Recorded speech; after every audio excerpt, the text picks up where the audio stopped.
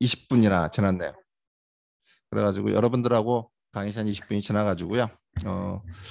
보다 더 열심히 강의를 하겠습니다. 오늘 이제 사무실 전면 개편이 있었는데 컴퓨터를 잘못 건드린 모양이에요. 그래서 PPT 자료 화면도 안 보이고 막 이렇게 해가지고 하여튼 뭐 그거는 미리미리 점검을 했어야 되는데 뭐 당연히 그 자리에 있어서 동일할 줄 알았더니 그게 하여튼 문제를 일으켰습니다. 제가 컴퓨터에 익숙치 않은 관계로 여러분들하고 늦었습니다. 오늘은 지난번에 잠깐 그 실용 한방 강좌에서 얘기했던 림프 순환제에 대해서 보다 자세하게 얘기하는 시간이 되겠습니다. 오늘 림프 순환제는 지난번 강의에서 일부 얘기가 된 것들을 다시 반복을 하게 될 거예요. 그게 왜 그러냐면 여러분들이 림프 순환제라는 개념을 익숙지 않기 때문에 중복되는 그 범위를 제가 피하고 갈까 하다가 지난번에 강의에 다 익숙해진 사람도 있지만 아마 거의 대부분 림프순환 저거 신기하다, 저거 정말 재밌다, 아니면 저게 과연 그럴까 하는 그런 그 개념들이 많으셔가지고 림프순환제를 조금 지루하시지만 앞부분은 여러분들하고 반복된 것들을 하고 뒷부분에도 자세히 설명하는 것들로 진행을 하겠습니다. 왜 림프순환제가 중요하냐면 지난번에 이제 한방 강좌에서도 림프순환제가 굉장히 중요한 걸 여러분들 설명했고 한약이 좋은 이유가 천연 항생 물질과 그다음에 림프순환제가 현대의학의 의약품보다 훨씬 좋기 때문에 좋다고 설명했었습니다. 그래서 여러분들이 이제 천연 항생 물질의 항바이러스제 그러면 그래도 이해하기가 쉬운데 왜냐하면 이제 항생제, 뭐 항바이러스 이런 개념들은 약사들 머릿속에 많이 있지만 림프 순환제라는 개념은 여러분들 머릿속에 사실은 아마도 제 강의를 들으신 분 이외에는 없을 수 있습니다. 그래서 그 강의를 들으신 분들 이외의 분들을 위해서 다시 한번 설명하도록 하겠습니다. 자, 림프 순환계 설명을 보면 심혈관계의 체액 순환을 보조하는 보조 순환계다 이렇게 되어 있습니다. 이게 되게 중요한데 심혈관계에서의 체액순환을 보조하는 보조순환계다. 요거 점에 대해서 다시 한번 설명하겠고요. 여기 심혈관계와 림프순환계의 비율은 7대 3이다 이렇게 되어 있습니다. 요것도 여러분들이 꼭 기억해 주시기 바라겠습니다. 림프순환은 림프계를 중심으로 심혈관계 보조 역할을 수행하며 림프계와 심혈관계는 연결되어 있다고. 이것도 다시 한번 설명을 해드리겠습니다. 다음 페이지를 한번 보겠습니다. 요게 이제 심혈관계와 림프순환계를 잘 설명한 그림인데요. 여기 이제 이렇게 이 부분 파란색과 빨간색으로 되어 있는 부분이 심혈관계고요. 여기 좀 연두색으로 이렇게 되어 있는 부분이 림프순환계입니다. 자, 여기 보면 자, 이쪽에서 보면 이제 이렇게 이거는 폐 순환인데요. 여기서는 저기 동맥 쪽에서 폐동맥이죠. 근데 폐동맥은 파란색입니다. 폐동맥은 산소가 없고 이산화탄소가 많기 때문에 파란색에다가 폐를 거쳐서 폐정맥에는 어떻게 돼요? 붉은색 피가 흐르죠. 다시 이것들이 붉은색 피가 어떻게 돼요? 우리 몸 전체를 도는 체순환계를 순환하게 됩니다. 근데 이제 체순환계를 돌면서 어떻게 돼요? 그 동맥혈은 이 동맥 쪽 모세혈관에서 어떻게 돼요? 산소와 영양분과 수분을 가득 담은 것들이 이렇게 스며 나오죠. 자, 여기서 스며 나옵니다. 막을 통해 스며 나오고 그다음에 어떻게 돼요? 조직에 있는 그런 이산화탄소와 그다음에 노폐물과 그다음에 세포 대사물들을 갖고 있는 조직액들이 어떻게 돼요? 정맥 쪽 모세혈관을 통해서 어떻게 돼요? 스며 들어갑니다. 스며 들어가서 어떻게 돼요? 그 체순환이 완성되는 거거든요. 근데 여러분들은 이제 한번 보십시오. 이 혈관이라는 건 굉장히 작은 그 관이고요. 조직은 굉장히 넓은 거예요. 여러분들은 이제 여기 보면 이렇게 컵이 있습니다. 이 컵에 물을 가득 담아 있어요. 그리고 제가 바닥에다 한번 축 뿌렸어요. 넓은 데다가. 그리고 다시 한번 제가 잘 쓸어 담으면 이게 쓸어 담으면서 잘 담겨질까요? 아니면 부족하게 될까요? 여러분들은 아마 누구나 그럴 것입니다. 가득 담은 물은 바닥에 뿌려도 다시 쓸어 담으면 어떻게 돼요? 당연히 어떻게 돼요? 그 물은 가득 차지 않을 겁니다. 그게 왜냐하면 좁은 데로 퍼져. 여러분들 비이커 500cc 가득 담아서 비이커 담으면 정확히 500cc가 남지만 좁은 데로 갔기 때문입니다. 그렇지만 좁은 데서 넓은 데로 갔다가 다시 이렇게 좁은 데로 들어오는 건 쉽지가 않기 때문에 일부는 바닥에 좀 묻어 있고 일부는 어떻게 되겠어요? 다시 컵에 담기는 그런 상황이 될 것입니다. 물론 여러분들하고 설명하자 보면 뭐 동맥혈에서는 뭐 정수압의 차이로 나오고 들어갈 때는 삼투압으로 들어간다. 뭐 이렇게 이제 그런 것들 설명은 복잡해지니까 간단하게 설명을 하겠습니다. 그러면 여기서 이제 그 동맥 쪽 모세혈관에서 10이라는 양의 체액이 나오면 다시 어떻게 정맥 쪽 모세혈관으로 어떻게 삼투압을 통해서 들어가는 그 체액은 7밖에 안 됩니다. 그러면 3이라는 게 30%라는 게 여기 조직에 남게 되죠. 이 혈액이 우리 온몸을 도는데 보통 5분 걸린다고 이렇게 얘기를 하는데 그럼 5분마다 한 번씩 돌아가는 그 혈액에서 어떻게 돼요? 밖으로 조직으로 빠져나온 체액 중에서 30%가 돌아가지 못하고 조직에 쌓이면 조직은 팅팅 붓겠죠. 그렇지만 반대로 어떻게 돼요? 혈액량 급격하게 감소하고 혈액에 있는 수분량은 급격히 감소하기 때문에 혈액은 어떻게 돼요? 아주 점도가 강해지는, 점도가 높아지는 그런 그 혈액이 되면 어떻게 됐어요? 인체 혈액 순환에 굉장히 치명적인 치명타를 줄 거고요. 또 하나는 뭐냐면 그것들이 생명에 커다란 위협을 주겠죠. 그래서 인체는 그런 것들을 놔두질 않아요. 그래서 어떻게 되겠어요?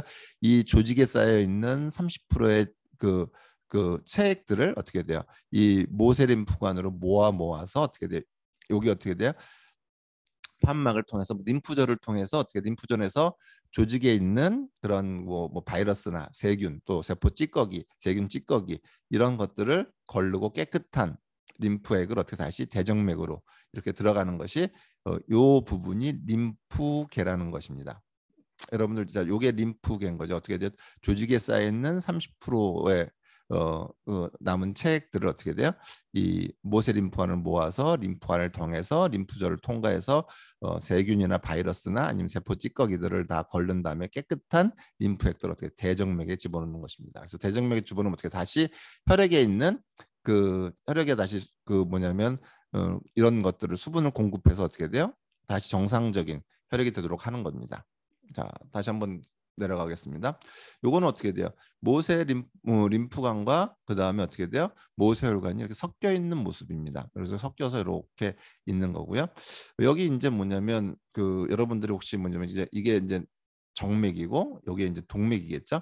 여기 이렇게 가서 모세혈관이 있고 여기 이렇게 조금 굵은 형이 있어요. 이게 이제 뭐 동종맥 동이라고 해가지고 어떻게 돼요? 모세혈관이 혈액 순환이 안 될 때 이렇게 그냥 패스웨이로 가는 이렇게 그냥 동맥의 혈액이 바로 정맥으로 갈 수 있는 이런 그 혈관입니다. 자, 이렇게 해서 복잡하게 이렇게 엉켜 있죠. 자, 다시 한번 보겠습니다. 자, 이게 이제 그 끝이에요. 끝이 이렇게 생겼거든요. 이렇게 생겨가지고 어떻게 돼요? 자, 여기서 이제 조직의 압력이 요 모세림프관의 압력보다 높으면 이렇게 들어옵니다. 이렇게 밀고 들어오는데 이게 움직이는 게 이 부분이 밀리는 거예요, 여러분들. 이 부분이 밀려서 이렇게 들어옵니다. 들어왔다가 어떻게 돼요? 그 다시 어떻게 돼요?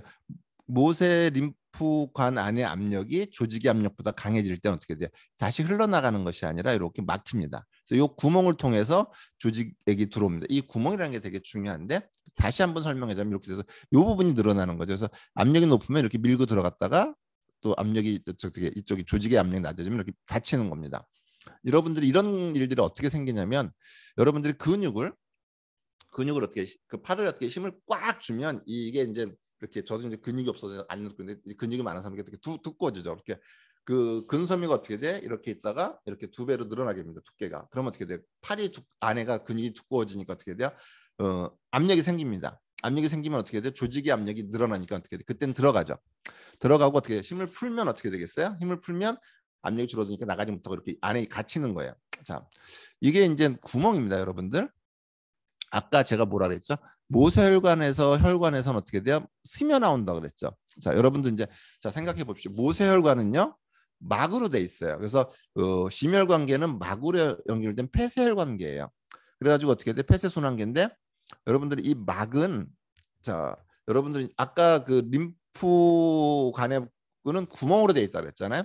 자, 그럼 막하고 구멍하고 차이점이 되게 중요해요. 자, 막은 있잖아요. 여러분들은 이제 그 뭐 고등학교 때, 대학교 때 실험하면 거름종이 같은 거예요. 거름종이. 거름종이가 어떻게 돼? 거름종에다가 여러분들이 비커다가 물과 소금과 그 다음에 아주 고운 물을 넣었어요. 그리고 막 흔들어 잘 골고루 섞어줍니다. 그리고 거름종에다 쫙 걸르면 어떻게 되겠어요? 물과 소금은 빠져나오겠죠? 근데 모래는 빠져나와야 안 빠져나오죠. 이 소리는 뭐냐면 자, 혈액에 있는 물에 녹는 분자량이 작은 것들은 그 모세혈관을 빠져나와서 스며 나오지만 만약에 예를 들어서 뭐 알부민 그다음에 예를 들어서 적혈구 마치 입자가 큰 것들은 어떻게 돼요? 이 혈관을 빠져나오지 못해요. 그러니까 어떻게 되면 혈관의 내용, 혈액에 있는 그 내용물과 혈액에서 빠져나온 그 체액의 내용물은 서로 다른 거죠. 그렇죠? 자, 이런 막이 다시 또 어떻게 돼요? 조직액에서 다시 어떻게 돼요? 정맥 쪽 모세혈관으로 조직액이 들어갈 때죠. 들어갈 때도 어떻게 돼요? 아까처럼 어떻게 돼요? 조직에 있는 그런 입자가 큰 뭐 세포 찌꺼기, 세균 찌꺼기, 뭐 아니면 세포 대사물들, 아니면 단백질, 지방 같은 것들이 글로 들어가지 못해요. 왜? 아까처럼 똑같은 그 막은 들어갈 때나 똑같으니까. 그래서 어떻게 돼요? 체액에 녹는 분자량이 작은 것들만 들어가겠죠. 그래서 순환을 하게 되죠. 자, 근데 이제 어떻게 돼요? 자, 이건 막이니까 그렇죠. 자, 그래서 어떻게 돼요? 조직액의 성분과 어떻게 돼? 혈액의 성분은 다를 수밖에 없죠. 근데 자, 여기 이제 모세 림프관을 봅니다. 로스벤트는 구멍으로 돼 있잖아요. 자, 구멍으로 돼 있으니까 어떻게 돼요? 자, 다시 한번 해보겠습니다. 모래와 그 다음에 소금과 물을 비커에 잘 섞어가지고 어떻게 채거든요. 구멍이니까 채를에다 그걸 부면 어떻게 돼요? 부면 모래가 채 구멍보다 작다면 어떻게 돼? 걸리지 않고 다 빠져나가겠죠, 그렇죠? 자, 그 소리는 뭐냐면 이 조직에 있는 입자가 큰 것들, 예를 들어서 뭐 대수명이 다한 세포의 찌꺼기들, 아니면 염증 반응에서 그 뭐 죽은 뭐 세균 찌꺼기들, 바이러스 또 불활성화된 또 바이러스 그 찌꺼기들, 또 뭐 단백질이나 지방 같이 분자량이 큰 것들이 어떻게 돼요? 이 구멍을 통해서 림프관으로 들어가게 됩니다. 모세 림프관으로. 그래서 어떻게 돼요? 조직액의 성분과 림프액의 성분이 비슷하게 되는 거죠. 자, 여기서 중요한 점이 있어요. 자, 분명히 어떻게 돼요? 조직에 있는 커다란 물질들, 물에 녹지 않는 물질들은 어떻게 돼요? 혈관으로 못 들어간다 그랬잖아요. 그래서 혈관으로 들어가지 못해요. 그럼 어디로 들어가요? 림프관으로 들어가요. 그래서 림프관에서 어떻게 돼요? 순환이 되다가 어떻게 돼요? 림프절에서 그다음에 일부 분해되고 제거되고 깨끗한 림프액들 어떻게 다시 그 대정맥으로 들어가는 거잖아요. 자, 그러면 여러분들 한번 생각해 보세요. 그러니까 체액의 순환의 입장에서 보면 혈액 순환이 훨씬 중요하죠. 왜? 체액 순환의 근본이잖아요. 혈액 순환이 되면 체액 순환이 될 수가 없으니까요. 그렇지만 조직의 환경에서 보면은 조직에 쌓여 있는 세포 찌꺼기들, 그다음에 세균 찌꺼기들, 뭐 기타 찌꺼기들, 그다음에 다 섞여 있는 그런 많은 독성 물질들, 또 필요한 또 세포 대사물들이 거기 엉켜 있어서 어떻게 돼요? 그 혈관으로 들어가지 못하고 그냥 그대로 쌓여 있으면, 그러면 이 조직이 어떻게 돼요? 완전히 그냥 뒤집박도, 여러분들 그런 거랑 똑같아져. 청소부가 청소를 한 달 안 한 그런 그 시내는 어떻겠습니까? 아주 쓰레기를 가득 차게 되겠죠. 그런 상황이 되겠죠. 그렇죠? 조직이. 근데 어떻게 돼요? 모세 림프관에서 어떻게 돼요? 이렇게 구멍을 통해서 그런 것들을 다 청소시키고 이동시키니까 어떻게 돼요? 깨끗한 세포 환경이 되는 것이잖아요. 그래서 어떻게 돼요? 깨끗한 세포 환경을 만드는 데는 혈액순환보다는 뭐가 더 중요하다? 림프순환이 더 중요하답니다. 제가 그 림프순환제를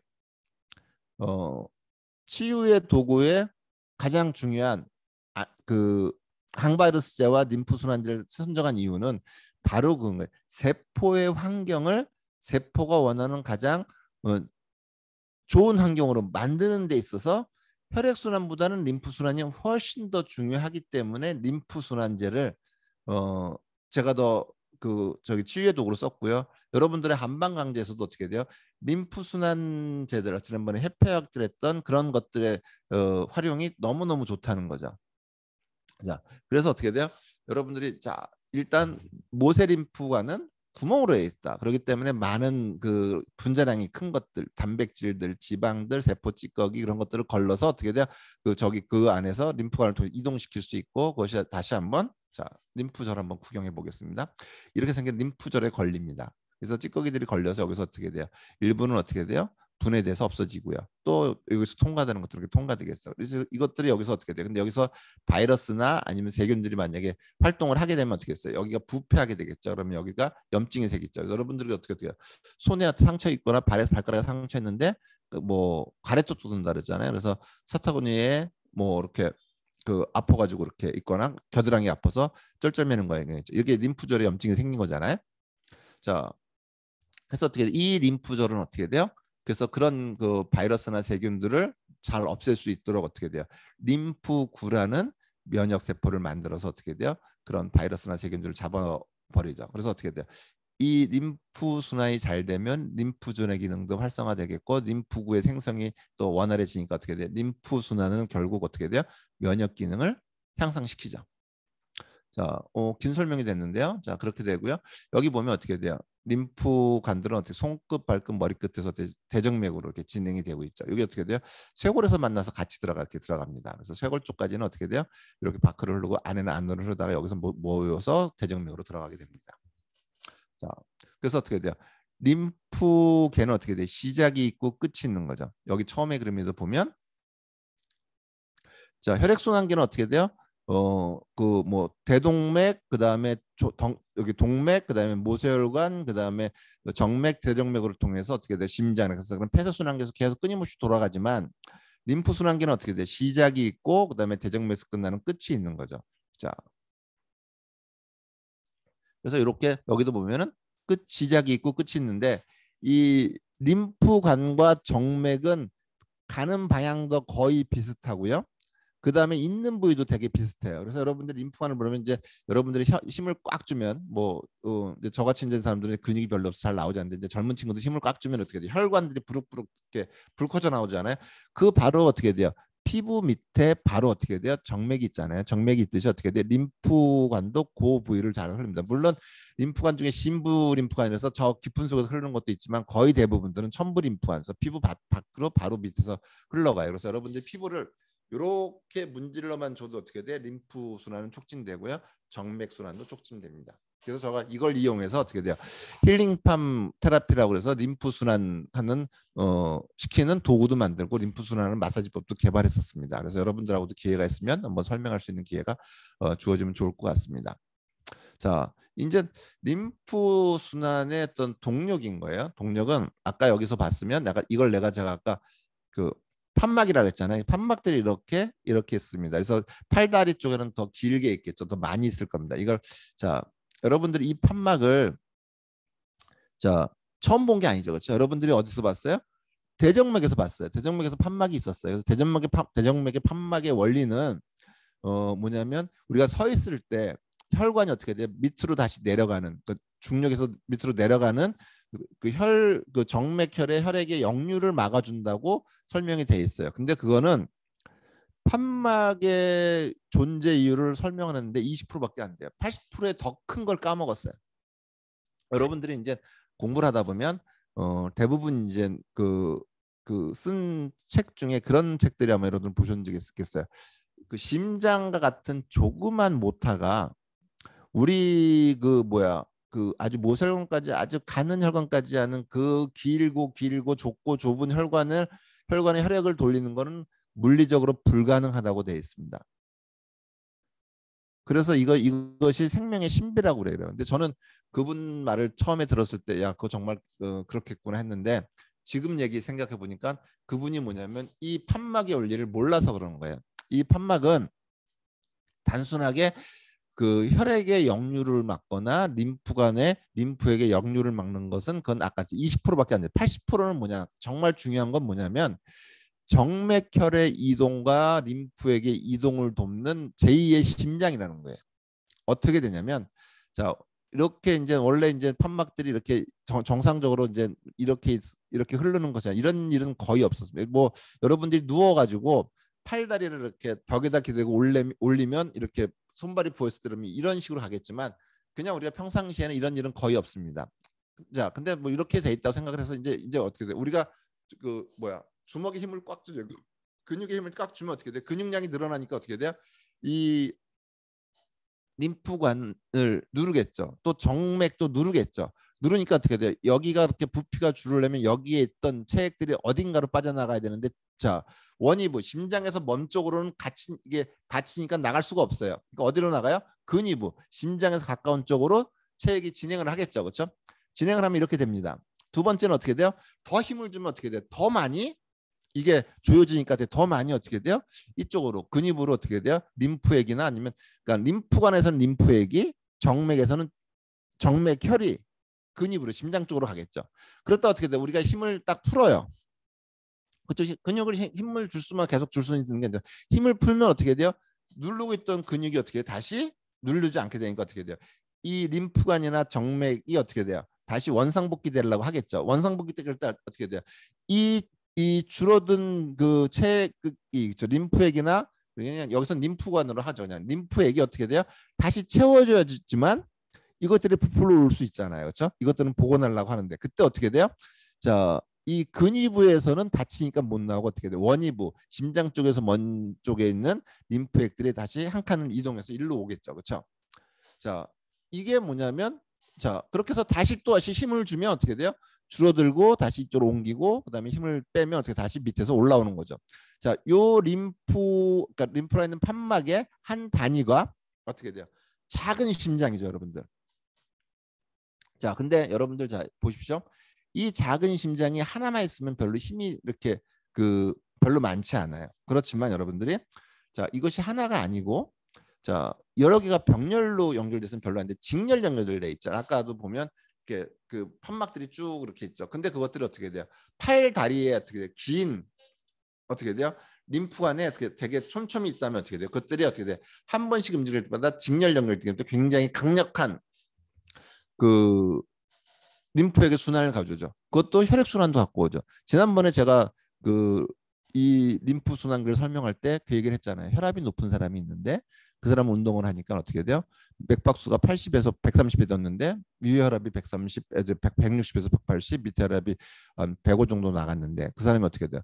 한 300 계단 정도 올라가고 나서 봤더니 어떻게 돼요? 125에 80으로 정상화돼 있었죠. 맥박은 130회 되는데 그때 130회 되면 당연히 혈압이 올라가는데 못 녹아들어 하는 것이 바로 이 판막의 힘이라고 제가 얘기했잖아요. 그러니까 판막의 힘은 어마어마한 겁니다. 사실은요. 이 판막의 힘이 정상적으로 작동을 하면 순환이라는 건 안 될 리가 없어요.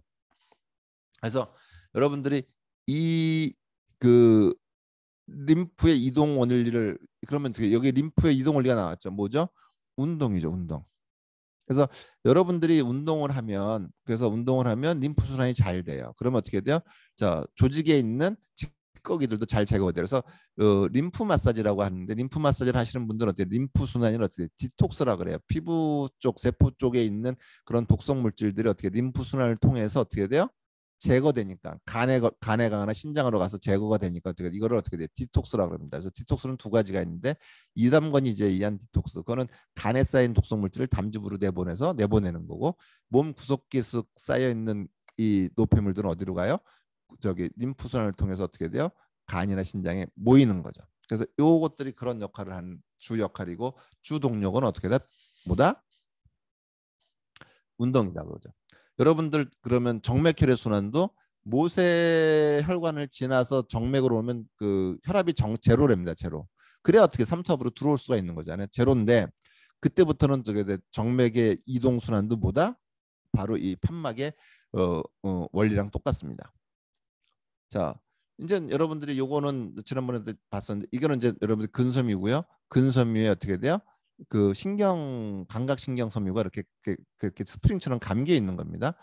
여러분들이 이제 이렇게 새끼 손가락만한 근섬유가 새끼 손가락만 하다고 예상을 합시다. 그래서 이것들 어떻게 돼요? 두 배로 늘어날 때까지는 이 감각 신경 섬유에 유격이 있어요. 그래서 두 배로 늘어나도 어떻게 돼요? 아무런 문제가 없습니다. 그렇지만 어떻게 돼요? 근섬유가 부어요. 근섬유가 붙는 거는 여러분들 많죠. 그냥 오랫동안 서 있어서 종아리가 불 때도 근섬유가 붙습니다. 그리고 여러분들이 운동을 많이 하면 근육들이 이렇게 커지잖아요. 그것도 사실은 어떻게 돼요? 근육의 부피가 늘어난 게 아니라 근섬유가 부종이 생긴 거예요. 그래서 여러분들 그래서 근섬유가 부면 어떻게 돼요? 여기인데 어떻게 돼요? 가운데 손가락만큼 커지면 어떻게 돼요? 이렇게 했을 때 가만히 있을 때는 괜찮지만 이게 두 배로 늘으면 아까보다 훨씬 더 두꺼워졌잖아요. 그럴 때는 어떻게 돼요? 가만히 있을 땐 괜찮은데 어떻게 돼요? 이렇게 움직이면 어떻게 돼요? 아픈 거죠. 여러분들 뭐 산에 갔다 왔다가 적당히 갔다 모르지만 좀 심하게 운동을 하면 어떻게 돼요? 가만히 있을 때는 괜찮은데 우리가 알배기 갔다 그랬죠. 움직이려고 하면 아프잖아요. 그게 그 상태예요. 근데 어떻게 돼? 근섬유가 어떻게 돼? 엄지손가락만큼 커지면 어떻게 돼요? 이건 2배도 넘잖아요. 가만히 있을 때도 어떻게 돼? 욱신욱신 쑤시죠. 우리가 더 운동을 많이 했으면 그런 일이 벌어서 누워 있어도 어떻게 돼요? 막 욱신욱신 쑤시고 막 어쩔 줄은 모르겠죠. 그럴 때 어떻게 돼요? 그럴 때는 어떻게 돼요? 근섬유가 많이 부은 거잖아요. 그럼 이때 어떻게 돼요? 근섬유의 부종을 개선하면 어떻게 돼요? 이건 물리적인 통증이 돼. 감각신경 섬유가 어떻게 물리적으로 늘어나면 생기는 물리적 압박이 생기는 거기 때문에 어떻게 돼요? 부종이 줄어든과 동시에 어떻게 돼요? 이 압박도 줄어들면 어떻게 통증도 줄어들겠죠. 그렇죠? 그래서 어떻게 돼요? 림프 순환이 어떻게 돼요? 통증 케어에 되게 잘 듣는 이유가 사실은 여기 있는 것입니다. 조직의 부종을 개선하는 거예요. 자, 여러분들 조직의 개선을 부종을 개선하는데 가장 좋은 곳이 뭐였어요? 림프 순환이었잖아요. 자, 림프 순환 어떻게 돼요? 조직의 과잉에 그 쌓여있는 조직액을 어떻게 돼요? 림프 순환을 통해서 어떻게 돼요? 대정맥으로 보내는 역할을 하는 게 림프 순환기잖아요. 그러니까 어떻게 돼요? 근육의 부종을 해결하는데 가장 좋은 것도 림프 순환계다, 그죠? 그러면 림프의 순환이 해결되면 어떻게 돼요? 근육의 통증도 풀어지는 거죠. 그래서 운동할 때 어떻게 돼요? 자, 그러면 어떻게 돼요? 운동 과잉 쪽에서도 근육이 얇을 때 근육이 얇아는 것도 풀어주고요. 미리 바르면 어떻게 돼요?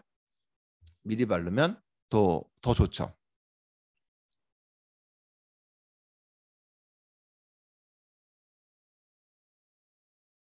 자, 이렇게 해서 진행이 되고요. 그 다음에 이제 또 하나가 있냐면 뭐냐면 이제 이거는 이제 인대고요. 요거는 이제 근육이에요. 인대는 어떻게 생겼냐면 이렇게 거미줄처럼 붙어 있습니다. 거미줄처럼 붙어 인대가 어떻게 돼요? 이게 저 근육이 좀 당기면 살짝 늘어나잖아요. 아주 많이 늘어나지 조금 늘어나잖아요. 그 정도 여백은 있는 거예요. 그래서 어떻게 근육이 조금만 더 늘어나면 어떻게 돼요? 이 인대가 어떻게 돼요? 괜찮은데 어떻게 근육이 많이 늘어나면 어떻게 인대가 당겨지니까 다시 통증을 느끼는 거죠. 그래서 어떻게 돼요? 자, 이 감각신경 섬유나 인대에 있는 감각신경 섬유나 근육에 있는 감각신경 섬유인 경우에는 어떻게 되겠어요? 인대나 근육에 있는 감각신경 섬유들은 자, 그런 거죠. 뭐냐면 인체를 괴롭히려는 게 아니에요. 괜히 통증을 일으키려는 게 아니고 우리가 너무 과도하게 근육에 힘을 주면 어떻게 돼요? 그러면 자, 만약에 인대가 약한 사람들은 인대가 끊어질 수 있어요. 아니면 뼈가 부러질 수도 있고요. 관절이 손상될 수도 있습니다. 너무 과도한 근육에 너무 과도한 힘은 어떻게 그럴 수 있어요. 그래서 여러분들 보면 어떻게 돼요? 보통 때는 잘 안 그렇지만 팔씨름대 같은 데면 팔씨름하다 뼈 부러지는 사람들도 있잖아요. 그리고 어떻게 팔씨름하다가 어떻게 돼요? 손목이 꺾이는 사람들도 있고요. 그래서 어떻게 돼요? 그렇게 과도하게 힘을 주지 못하는 장치인 거예요, 이거는요. 그래서 우리 인체에 어떻게 돼요? 근육을 보호하고 인대를 보호하고 그 다음에 관절을 보호하고 그 다음에 뼈를 보호하는 그런 장치인 거예요, 사실은요. 왜? 그렇게 해야 근육이 과도한 힘을 안 주니까. 근데 어떻게 돼요?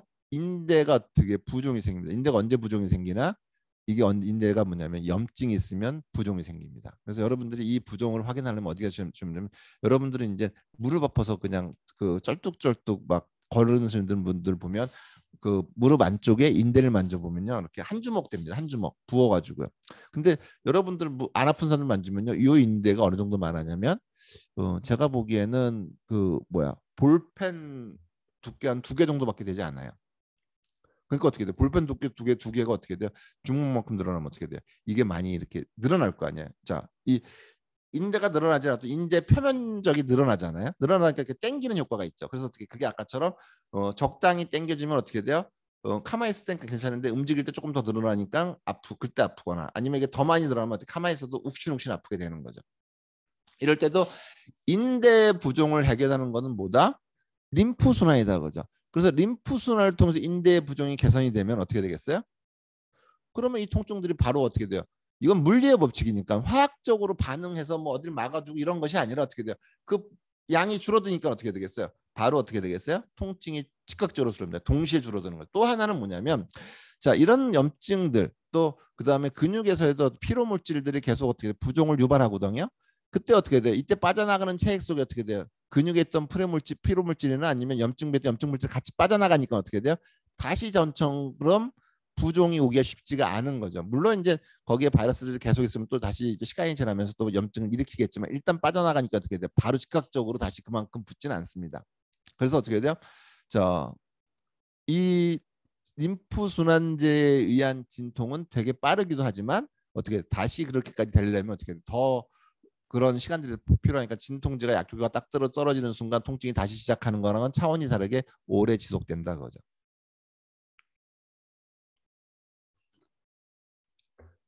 저는 이 그림과 이 그림을 보고 어떻게 돼요? 림프 마사지를 만든 사람이에요. 자, 그래서 어떻게 돼요? 그렇게 했더니 림프순환제 역할들은 어떻게 돼요? 첫 번째, 과도하게 축적된 조직액을 개선하죠. 그렇죠? 아까 그 원리도 설명했죠. 그다음에 조직에 쌓여 있는 어떻게 돼요? 노폐물과 독성 물질의 배출을 촉진하죠. 왜? 림프순환계는 어떻게 구멍을 통해서 분자량이 큰 걸 가니까. 그래서 여러분들이 그런 거 있잖아요.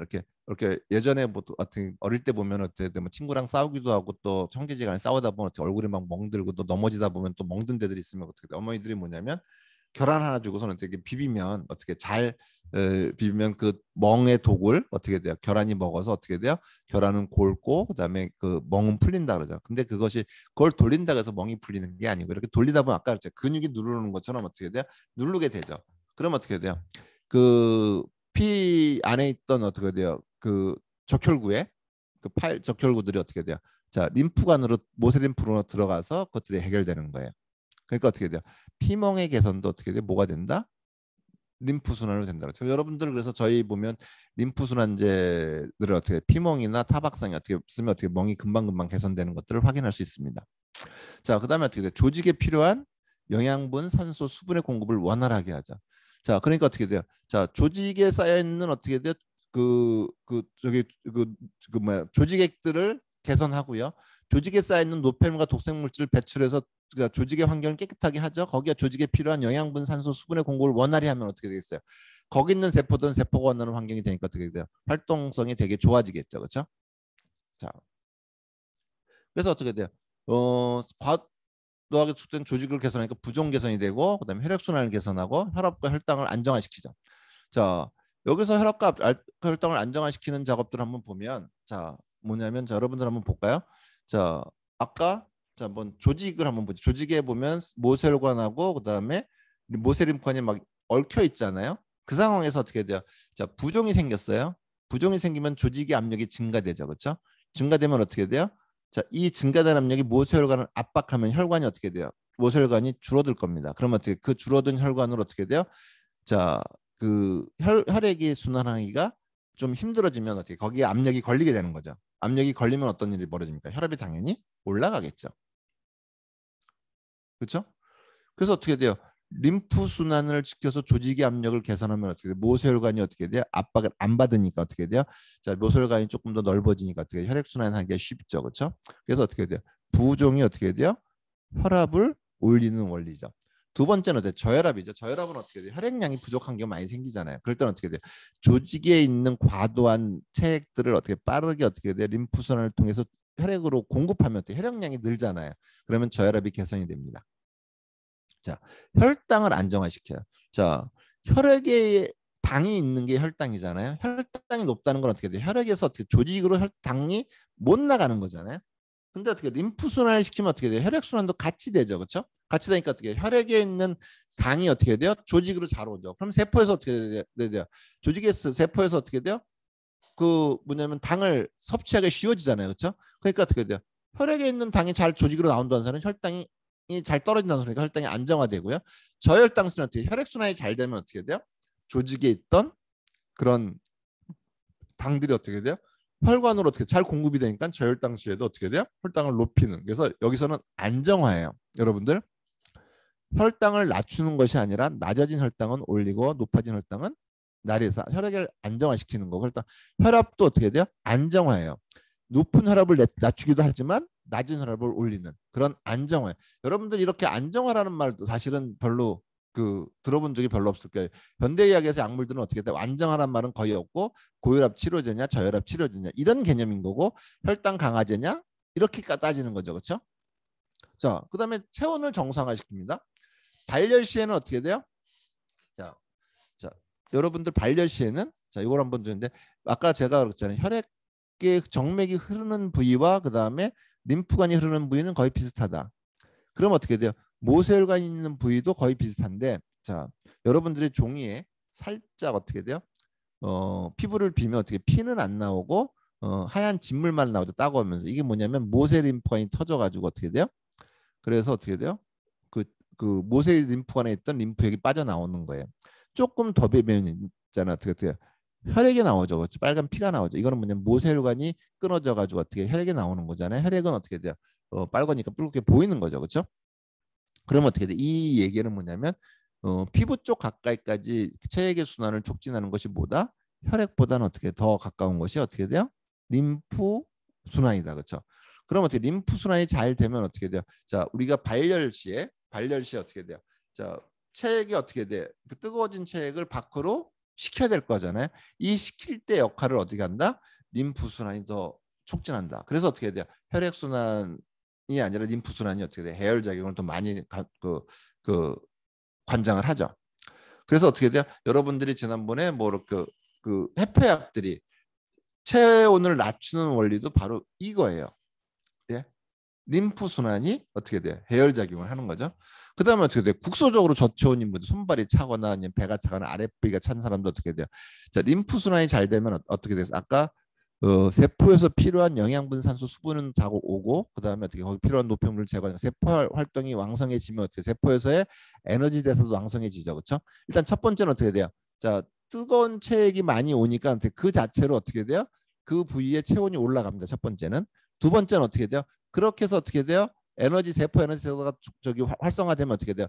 세포 에너지가 어떻게 돼요? 100% ATP를 형성하는데 만들어지는 것이 아니라 그 중에 어떻게 50%는 어떻게 돼요? 예열로 남아서 체온을 유지하는 데 쓰입니다. 그러면 어떻게 돼요? 그 부위에서도 어떻게 돼요? 발열 반응이 일어나는 거죠. 그렇죠? 그래서 그 부위에서도 어떻게 체온이 이렇게 발열되는 그런 에너지가 나와서 어떻게 체온을 올리는 역할을 하죠. 그래서 어떻게 돼요? 림프 순환이 되면 어떻게 돼요? 뜨거운 혈액이 와서 체온을 올리기도 하고, 그다음에 그걸로 인해서 세포 활동도 왕성해지니까 어떻게 돼? 거기서도 어떻게 돼요? 에너지가 생겨서 체온을 올린다 거죠. 그러면 어떻게 돼요? 림프 순환은 어떻게 돼요? 체온을 정상화하는 거예요. 여기 보면 혈압과 혈당의 안정화, 체온의 정상화는 여러분들이 이제 제가 대학교 처음 들어왔을 때 아직도 안 까먹는 수업이 뭐가 있냐면 약용식물학이죠. 대학교 1학년이니까 그때 약용식물학 교수님이 그렇게 얘기하시더라고요. 자, 한약은 안약의 효과는 잘은 모르겠지만 우리 몸의 그런 대사 기능들이나 이런 것들을 어떻게 돼요? 일정한 어떤 그 생명의 활동에 필요한 그 수준을 거기에서 유지시키는 그런 항상성을 강화하는 그런 역할을 한다 이렇게 얘기를 하더라고요.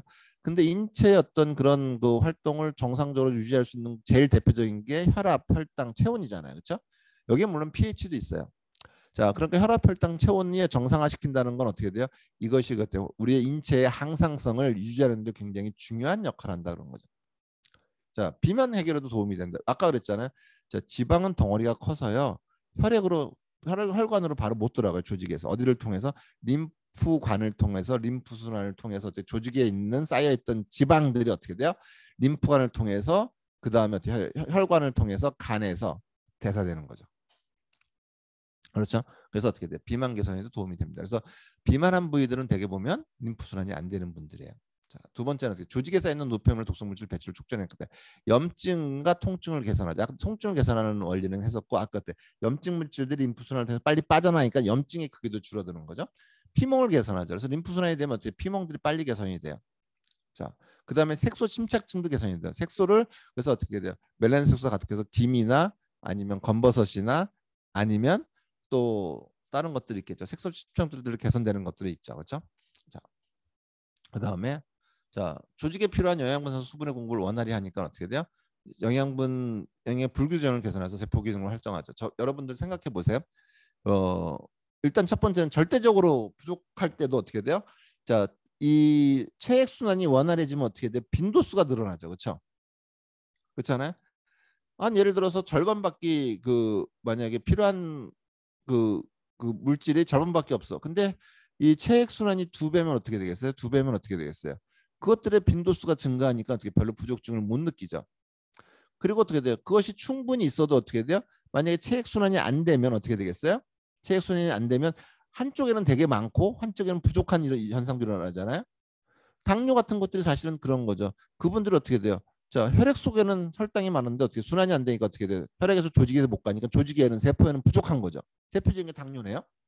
뭐 다른 것들도 이렇게 있을 수 있죠. 여러분들 골다공증도 사실은요. 예전엔 제가 골다공증에 칼슘제를 되게 많이 썼습니다. 근데 지금은 칼슘제를 쓰지 않아요.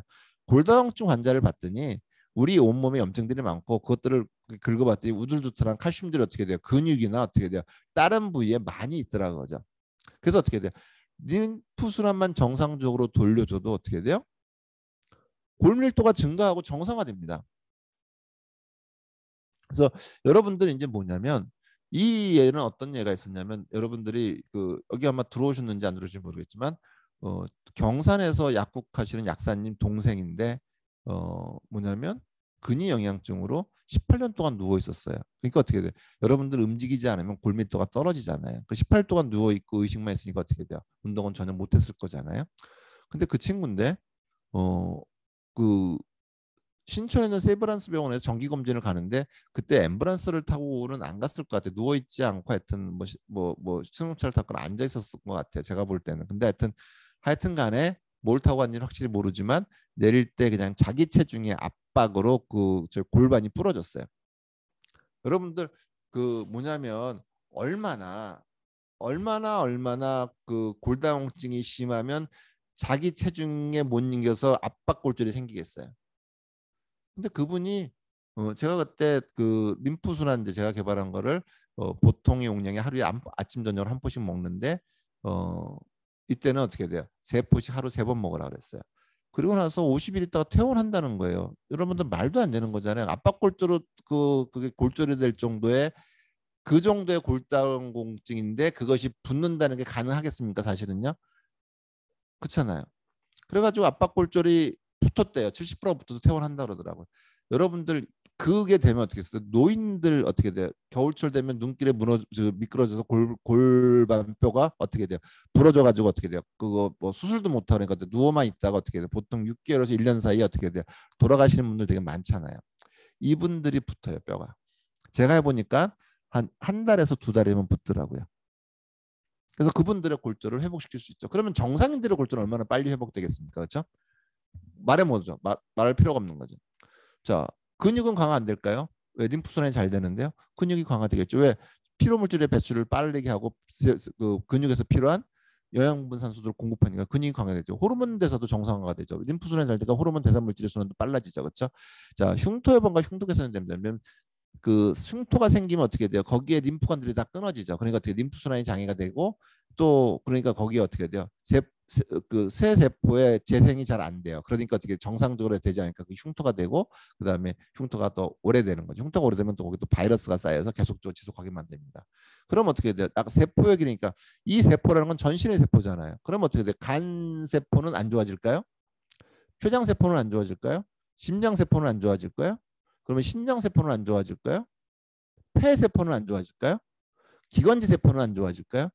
어떻게? 그러면 그 세포가 좋아지면 어떻게 돼? 그 세포가 하는 역할들은 안 좋아질까요?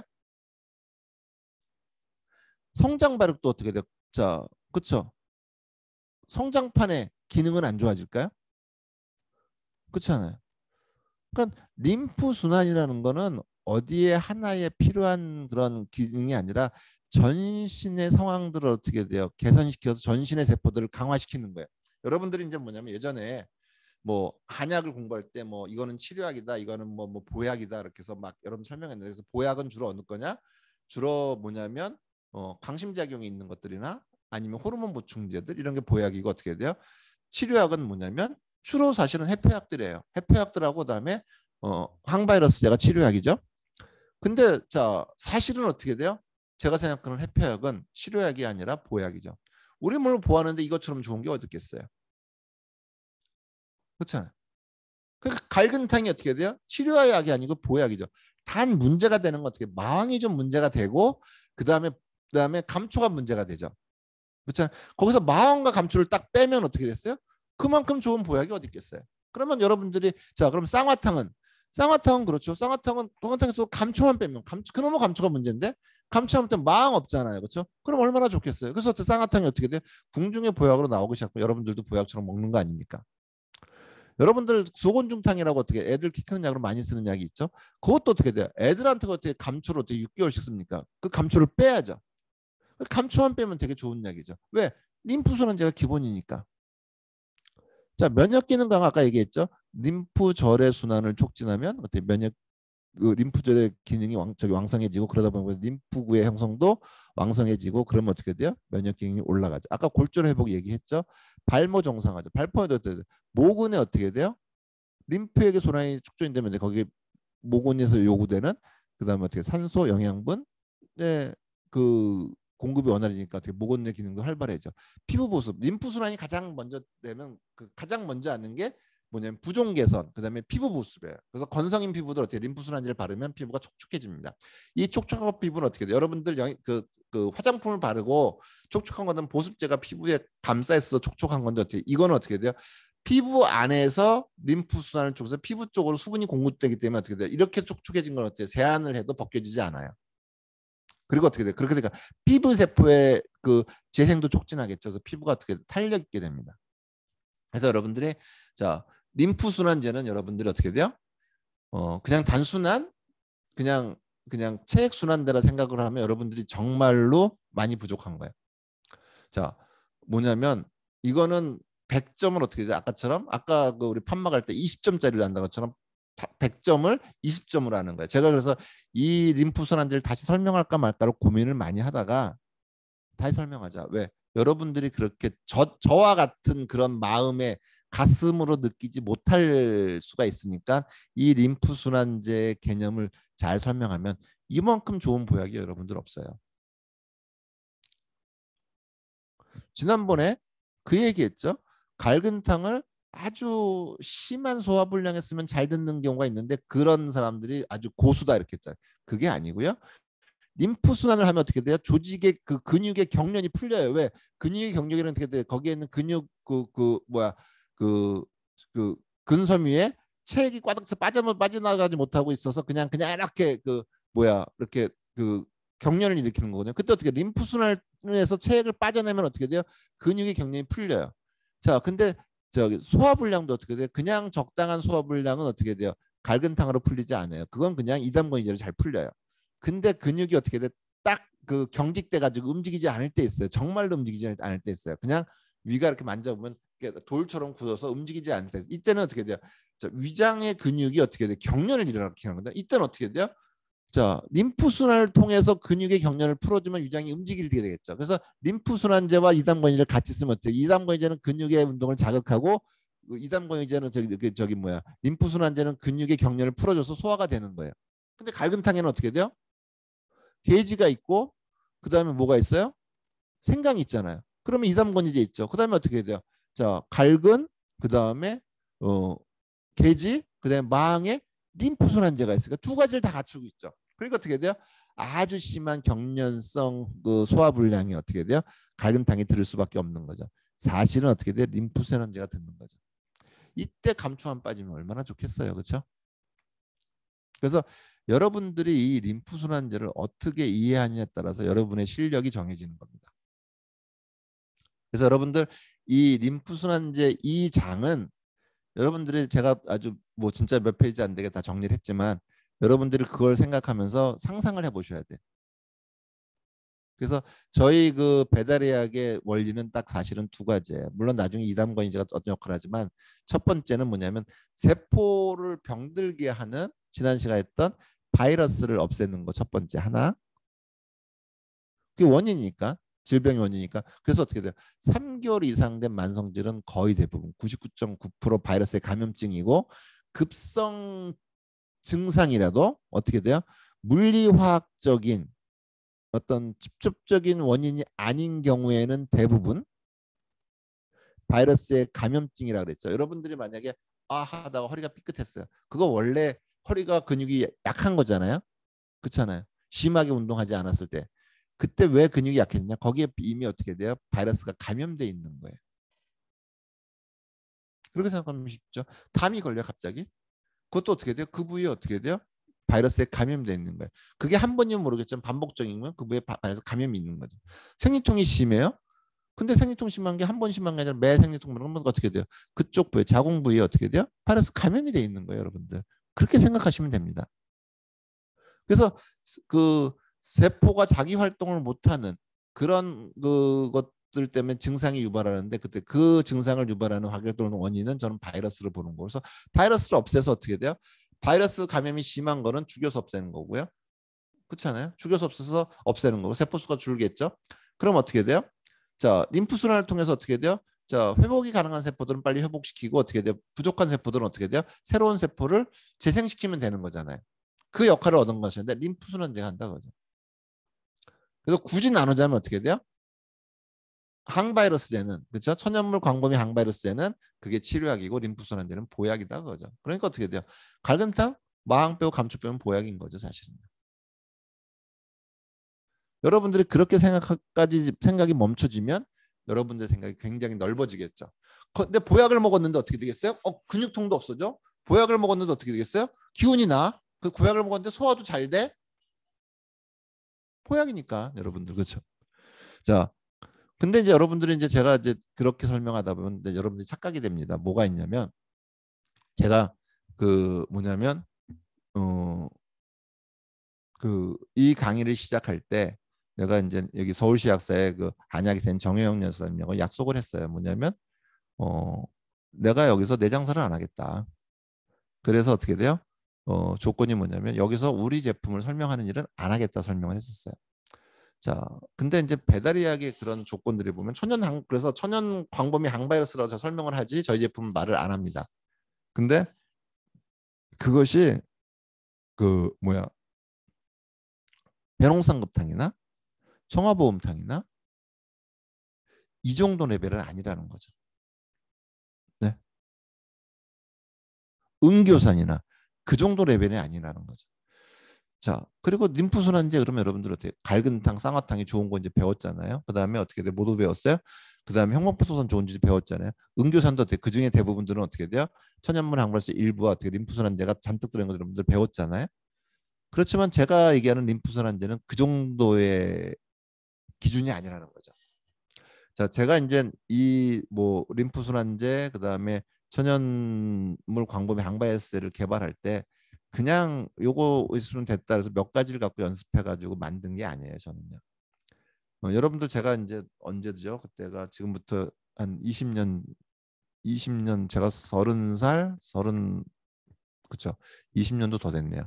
그래서 25년 전쯤에부터 관심을 가졌던 게 뭐냐. 그때 이제 뭐냐면 약제 분석하는 게 결국 약제 싸움이라 생각해서 약제에 대한 효능 효과를 얼마만큼 잘 해결할까를 고민을 많이 했었습니다. 그때 생각했던 게 뭐냐면 약제를 뭐냐면 약물학적으로 한번 분석을 해보자 해서 약물학적 분석을 되게 많이 했어요. 그때 이제 제가 한약 도매상을 어, 두 군데를 하고 있습니다. 두 군데를 통해서 제가 국내에서 유통되는 한약제들은 다 모아봤습니다.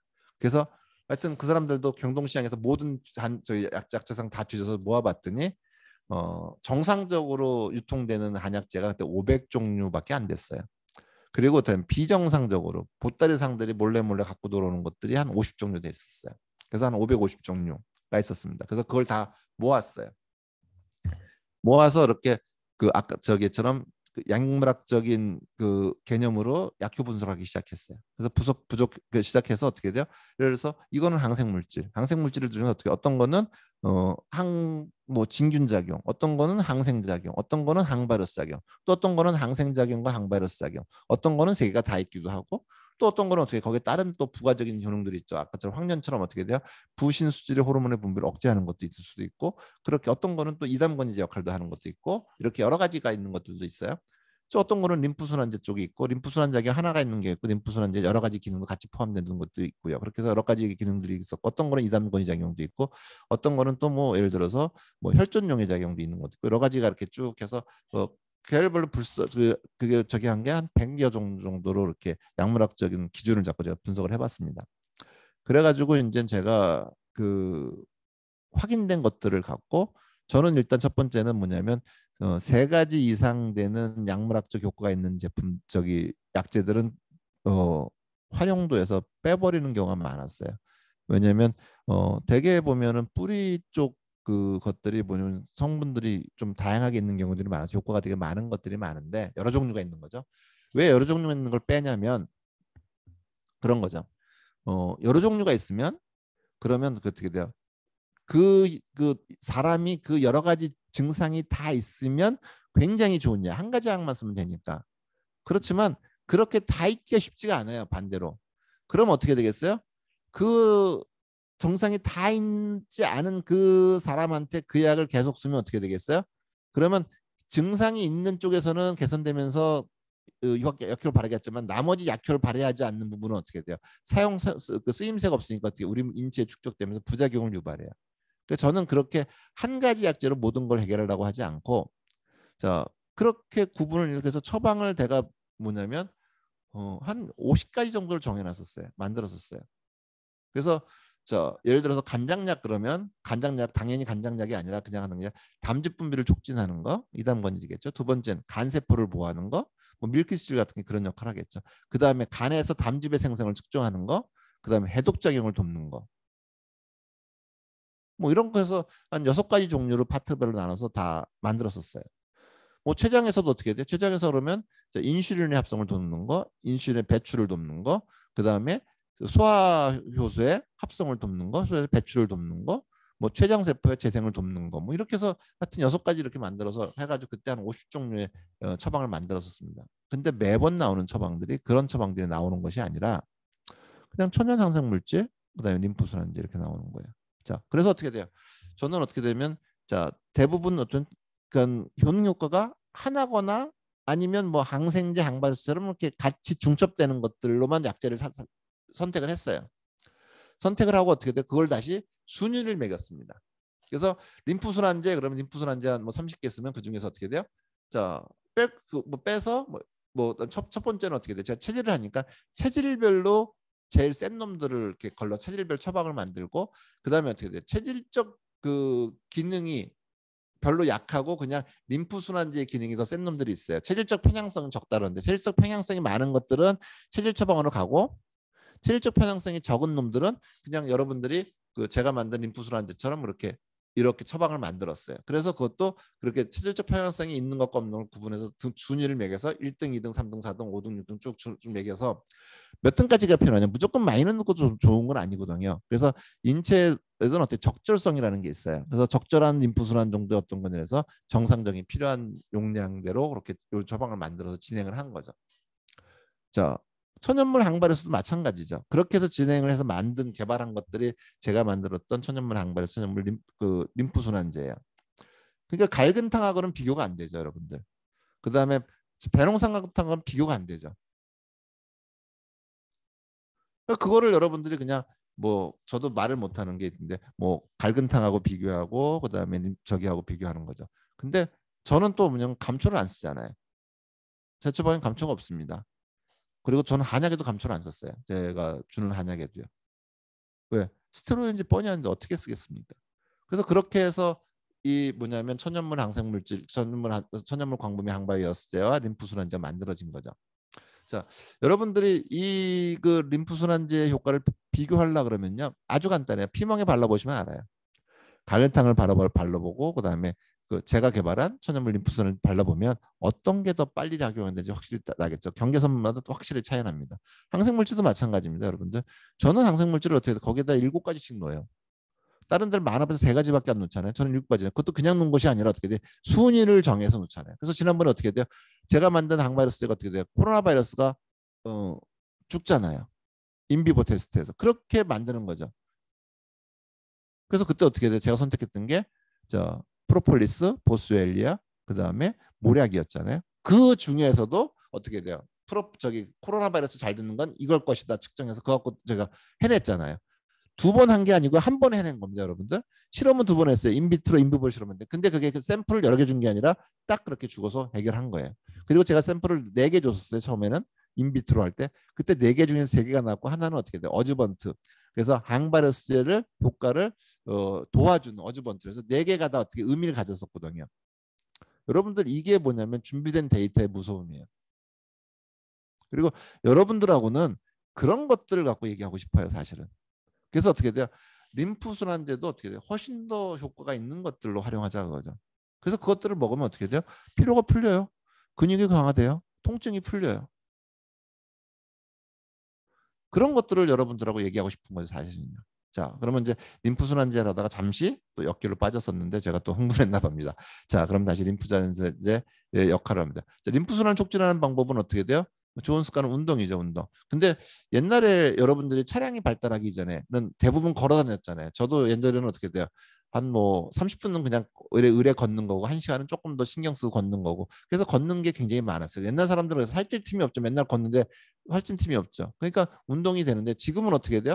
10분 걸어가는 것도 걸어야 될까 말아야 될까 고민하고 차를 타고 하죠.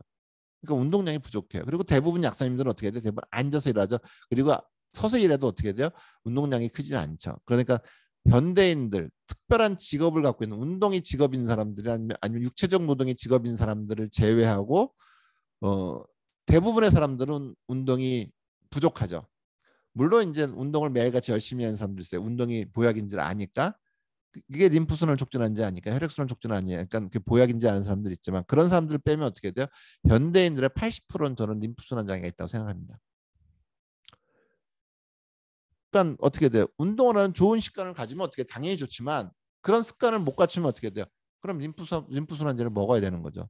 림프순환제는 어떻게 사람들이 물어봅니다. 평생 먹어야 되냐? 평생 먹을 필요가 있죠, 당연히. 그리고 평생 먹어야 되는 거죠. 왜? 체액순환을 돕는 게 이만큼 좋은 게 없는데. 그래서 어떻게 돼요? 림프순환 촉진이 운동을 해야 되는 운동을 못하는 사람들은 림프순환제가 필요한 거죠. 두 번째는 따뜻하게 되면 혈액순환만 좋아지는 거 혈액순환이 좋아지면 림프순환도 같이 좋아집니다. 그래서 온열 찜질이 되게 어떻게 림프순환과 여러분들 따뜻하면 통증이 줄어들잖아요. 통증이 줄어드는 이유가 뭐냐면 통증이 줄어드는 게 아까 림프순환이 안 되면 어떻게 돼요? 통증을 유발하죠. 그렇죠? 그럼 어떻게 돼요? 그 따뜻해지면 여기 림프순환이 잘 되니까 어떻게 돼요? 그것들이 통증을 유발하는 기전들을 어떻게 돼요? 물리적으로 어떻게 돼요? 체액들을 빨리 흘러가게 하니까 그러니까 어떻게 돼요? 그 통증을 개선시키는 거예요. 그래서 온열찜질 통증을 개선시키는 원리도 사실은 림프순환입니다. 세 번째 림프순환 촉진 마사지가 있어요. 제가 개발한 것도 있고 여러분들 림프 마사지라고 치면 또 굉장히 많은 책들이 나옵니다. 저도 림프 마사지를 개발했는데 그땐 전 그 책이 있는지 몰랐어요. 림프순환이라는 개념이 있는지도 몰랐어요. 그런데 만들어 놓고 찾아보니까 어마어마하게 많더라고요. 그래서 제가 헛짓을 안 한 거 하구나. 그리고 제가 개발다 보니까 저는 이제 약사잖아요. 그러다 보니까 굉장히 단순하게 굉장히 간단하게 만들. 그렇지 않으면 이제 전문가들 만들면 되게 테크니컬한 것들을 되게 숨겨놔서 되게 어떻게 오묘하고 복잡하게 만드는 저는 간단하게 만들었어요. 그리고 림프순환 촉진에 좋은 약이 있으면 약을 먹고요. 건강식품 음식을 먹는 거죠. 여러분들 거의 대부분 야채들은 어떻게 돼요? 림프순환 촉진 효과가 있는 것들이 많습니다. 드시면 돼요. 여러분들 그냥 그 대부분들 야채들이 해피약 들면 쑥 어떻게 돼요? 해피약이잖아요. 그렇죠? 갈근 해피약이잖아요. 그런 이파리들이 되게 해피약들의 성분들이 많으니까 그냥 먹으면 혈액적 림프순환이 잘 되는 거죠. 여러분들 어떻게 돼요? 야채를 먹으면 순환이 잘 되고 그 다음에 노폐물 배출이 좋은 이유가 뭐냐면 그게 바로 림프순환의 효과인 거죠. 자, 그래서 청공, 메이플 시럽, 죽향, 그다음에 지가, 개동피, 의인들이 어떻게 돼요? 림프순환에 좋은 제가 음식에서 찾은 거예요. 림프순환에 좋은 음식도 있고 약재도 있는데 약은 약으로 써야 되니까 식품을 못 쓰니까 식품으로 약은 또 개발하는데 복잡하잖아요. 그래서 식품 중에 찾아낸 것들이 이런 것들이고 이런 것들을 넣어서 제가 림프순환에 좋은 제품을 만든 것입니다. 여러분들이 이것들을 어떻게 돼요? 여러분들 갈근탕에도 넣어도 되는 거죠. 망 빼고. 뭐 저는 에업스라고 그러는데 에업도 많이 좋아요. 그래서 그렇게 쓰시면 됩니다. 자, 그래서 림프순환제 항바이러스를 병용할 때 어떻게 되냐, 그죠? 림프순환제는 어떻게 조직의 세포를 어떻게 돼요? 어, 환경을 개선해서 세포 활동을 정상적으로 회복시키는 거고요. 항바이러스제는 어떻게 돼요? 바이러스를 없애서 어떻게 돼요? 원인을 제거하는 거죠. 자, 이것들을 어떻게 돼요? 같이 쓰면 어떻게 되겠어요? 자, 림프순환 촉진제는 항바이러스에 포함된 유효 성분의 흡수를 돕고 또 필요한 부위로 이동을 원활히죠. 림프순환제는 그래서 흡수를 되게 도와요. 근데 제가 써보니까는 뭐냐면 아까 급성 발진들이 바이러스에 의한 염증들이 심할 때는 어떻게 돼요? 순환을 시키는 것보다 먼저 바이러스 없애는 게 더 필요하더라고요. 저가 개선한 거. 왜냐면 림프순환제는 어떻게 돼요? 항바이러스제 유효 성분의 함량을 빨리 이동도 시키지만 어떻게 돼요? 바이러스 이동도 같이 시키겠죠. 바이러스가 또 마침 또 어떻게 돼요? 림프절에서 걸려서 소멸되긴 하지만 면역력이 떨어진 경우에는 어떻게 돼? 바이러스가 왕성할 때는 어떻게 돼? 먼저 바이러스를 없애는 게 좋겠더라. 해서 어떻게 돼? 항바이러스제를 먼저 써서 어떻게 돼요? 바이러스를 없애고 이때 어떻게 돼요? 노폐물들이 많이 나오니까 어떻게 되겠어요? 먼저 혈액으로 이동하는 건 간에서 빨리 걸러지기 위해서 이단 권인을 같이 쓰는 방법을 쓰고요. 그다음에 바이러스가 어느 정도 잠잠해지면 림프순환제랑 방바이러스를 같이 써서 어떻게 돼요? 자, 림프순환제가 항바이러스의 유효 성분의 흡수를 돕고 필요한 부위 이동을 원한이라는 것들을 같이 쓰면 이러면 바이러스의 항바이러스의 효과도 증강이 되겠죠. 또 림프순환제는 어떻게 돼요? 항바이러스를 복용으로 바이러스 방면 시 주변에서 배출되는 노폐물 독성 물질을 빠르게 디톡스 현상이 있으니까 그래서 명현 현상을 줄여주고요. 세 번째는 어떻게 림프순환 촉진제는 어떻게 항바이러스의 복용으로 손실된 감염 세포들을 빠르게 정리하고 정상 세포의 복원을 돕고요. 자, 네 번째 중요한 거죠. 항바이러스는 어떻게 돼요? 바이러스 감염으로 지속적으로 반복 중 염증을 일으키는 원인을 없애서 어떻게 돼요? 림프순환의 방해 요소를 제거하는 결정적인 역할을 한다 그랬죠. 그러니까 이게 더 협력할 수 있는 거예요. 여기 보잖아요. 자, 바이러스 감염으로 지속적으로 반복 중 염증을 일으키는 원인을 없애는 거죠. 그렇죠? 방바이러스제가. 이것들을 어떻게 증상을 그러면 어떻게 지속적으로 반복 중 염증을 어떻게 증상을 일으키는 건 똑같은 거죠. 그렇게 생각하시면 됩니다. 자, 그 다음에 어떻게 돼요? 림프순환제에 대한 그 실험 데이터들이 저거 있고, 저 림프순환제에 대한 항바이러스, 그러니까 림프순환제 특허가 저는 7개 갖고 있어요. 그래서 국내 특허 6개, 그 다음에 해외 특허 하나에서 미국 특허 하나에서 7개를 갖고 있습니다. 개인이 이렇게 7개씩 갖고 있는 거는 아마 전 세계적으로 저 혼자라고 저는 생각을 합니다. 이거는 뭐냐면 림프순환제 효과 확인이 중앙대학교에서 2019년도에 한 건데 림프관에서 림프액을 채취해서 림프액의 유량 변화를 하는 거죠. 그래서 어떻게 돼요? C4U1, C4U2, C4U3는 어떻게 돼요? 이 성분들은 어떻게 돼요? 림프순환제 전체가 C4-3고요. 그 중에 일부가 C4 그러니까 U1이고 그다음에 두 번째가 나머지가 또 C4U2입니다. 이렇게 해서 세 가지로 이렇게 분리해서 실험을 했던 거. 이건 이제 어떻게 실험하는 거냐면, 자, 쥐에다가 뭐냐면 그 우리 성분을 먹이는 것과 그 다음에 무투여원에서는 정제수를 먹입니다. 정제수를 먹여서 그 다음에 30분 후에 복막을 절개한 다음에 거기에 대 림프관에다 어떻게 돼요? 그 여기다가 미세 튜브를 삽입해서 림프액의 유량을 재는 거예요. 그래서 이 유량을 재는데 자 이제 무투여군이죠. 그냥 그 정제수만 집어넣은 거죠. 그래서 이것들은 별 차이가 없습니다. 근데 C4U1에서는 어떻게 돼요? 자, 한 1점 이게 한 1.1 정도 갔는데 1.3 정도 갔죠. 그렇죠? 1.3 여기 이제 미리죠. 그렇죠? 시간당 미리그램 1.3mg 정도 나왔죠. 약 0.2g 정도가 더 올라간 거죠. 그렇죠? 0.1g이면 한 18% 정도 올라간 거죠. 이게 1.1g이니까 0.3g 정도 1.3g 됐으니까 여기는 보면 C4U2는 어떻게 돼? 1.6g입니다. 그럼 아까 1.1가 0.5g 정도 되니까 이건 40한5% 되겠네요. 여기는 어떻게 돼요?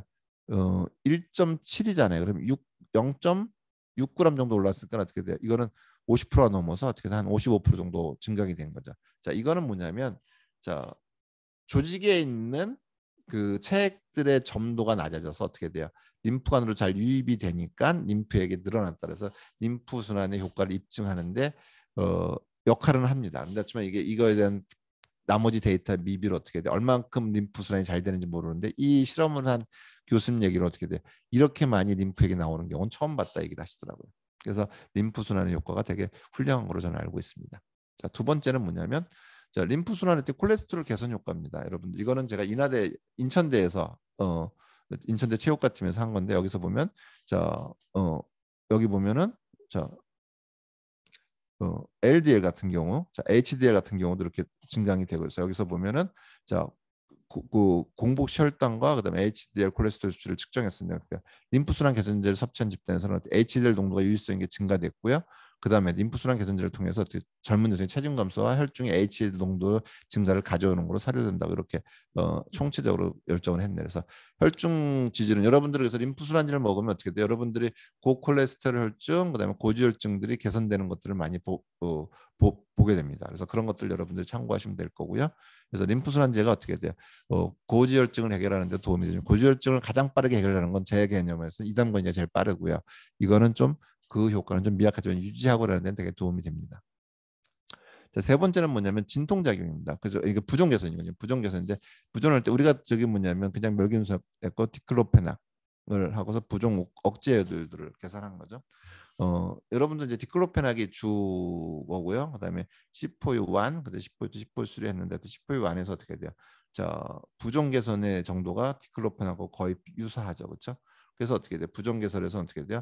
양성돼서 디클로페낙 효과 유사한 수준으로 부종 경감에 도움을 주는 사료된다고 어떻게 돼요? 이것이 어디서 했더라? 수행관 노토스라는 데서 했고요. 그래서 림프순환이나 부종 개선 내과에서 굉장히 우수하다고 판명됐습니다. 실험 방법은 여러분들 뭐 읽어보시면 될 것 같고요. 두 번째는 뭐냐면 통증 억제. 이것도 디클로페나그로 했는데 어떻게 돼요? 아까 C4U1이 더 좋았죠. 그래서 이렇게 해결되는 것 같아서 디클로페나그 통증 유사균도 자그 부비탄소 통증 경감에 도움이 줄 것으로 사료된다 이렇게 돼 있습니다. 그래서 여러분들이 이걸 어떻게 집어넣느냐에 따라서 비율 따라서 효능 효과가 좀 많이 달라지는 것들을 확인했었습니다. 자, 그다음에 어떻게 돼요? 자, 이건 피멍이죠. 이건 돼지한테 피멍을 유발하는 그 물질을 줘서 피멍을 유발한다면 어떻게 돼요? 어, 그 이제 그 대조 물질을 시험 물질과 대조 물질 동일한 양을 피그에다 먹이고 나서 경피 흡수를 시키고 자 동일한 양을 피그에게 어떻게 돼요? 1일 이에 경피 흡수 피부에 바른 거죠. 발라서 멍해 증상을 1일 이에 이상 가르쳐 명예 하는 겁니다. 여기서 보면 어떻게 돼요? 자 피부멍 모델에서는 어떻게 돼요? 10%를 이거는 그냥 10% 전체를 정한 거죠.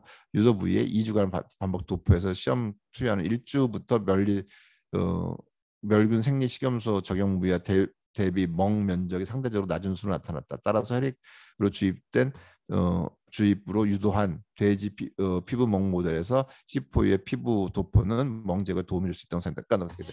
림프 순환제가 어떻게 돼요? 피부에 발랐을 때도 어떻게 돼요? 그것이 흡수되어서 그 부위에 어떻게 돼요? 림프 순환을 도와서 어떻게 피멍을 제거하는 거죠. 이거는 자 피멍을 제거하는 효과도 확인됐지만 어떻게 피부를 통해서 어떻게 돼요? 그 부위에 근육층까지 들어가는 것도 확인한 거죠. 그렇죠? 이건 되게 그 중요한 역할을 합니다. 그렇게 돼서 이렇게 그 실험을 통해서 림프 순환에 대한 친구 아까 뭐냐면 유량에 그다음에 부종에 통증에 그다음에 피멍에 이렇게 해서 이것들을 갖고 특허를 받아 가지고요.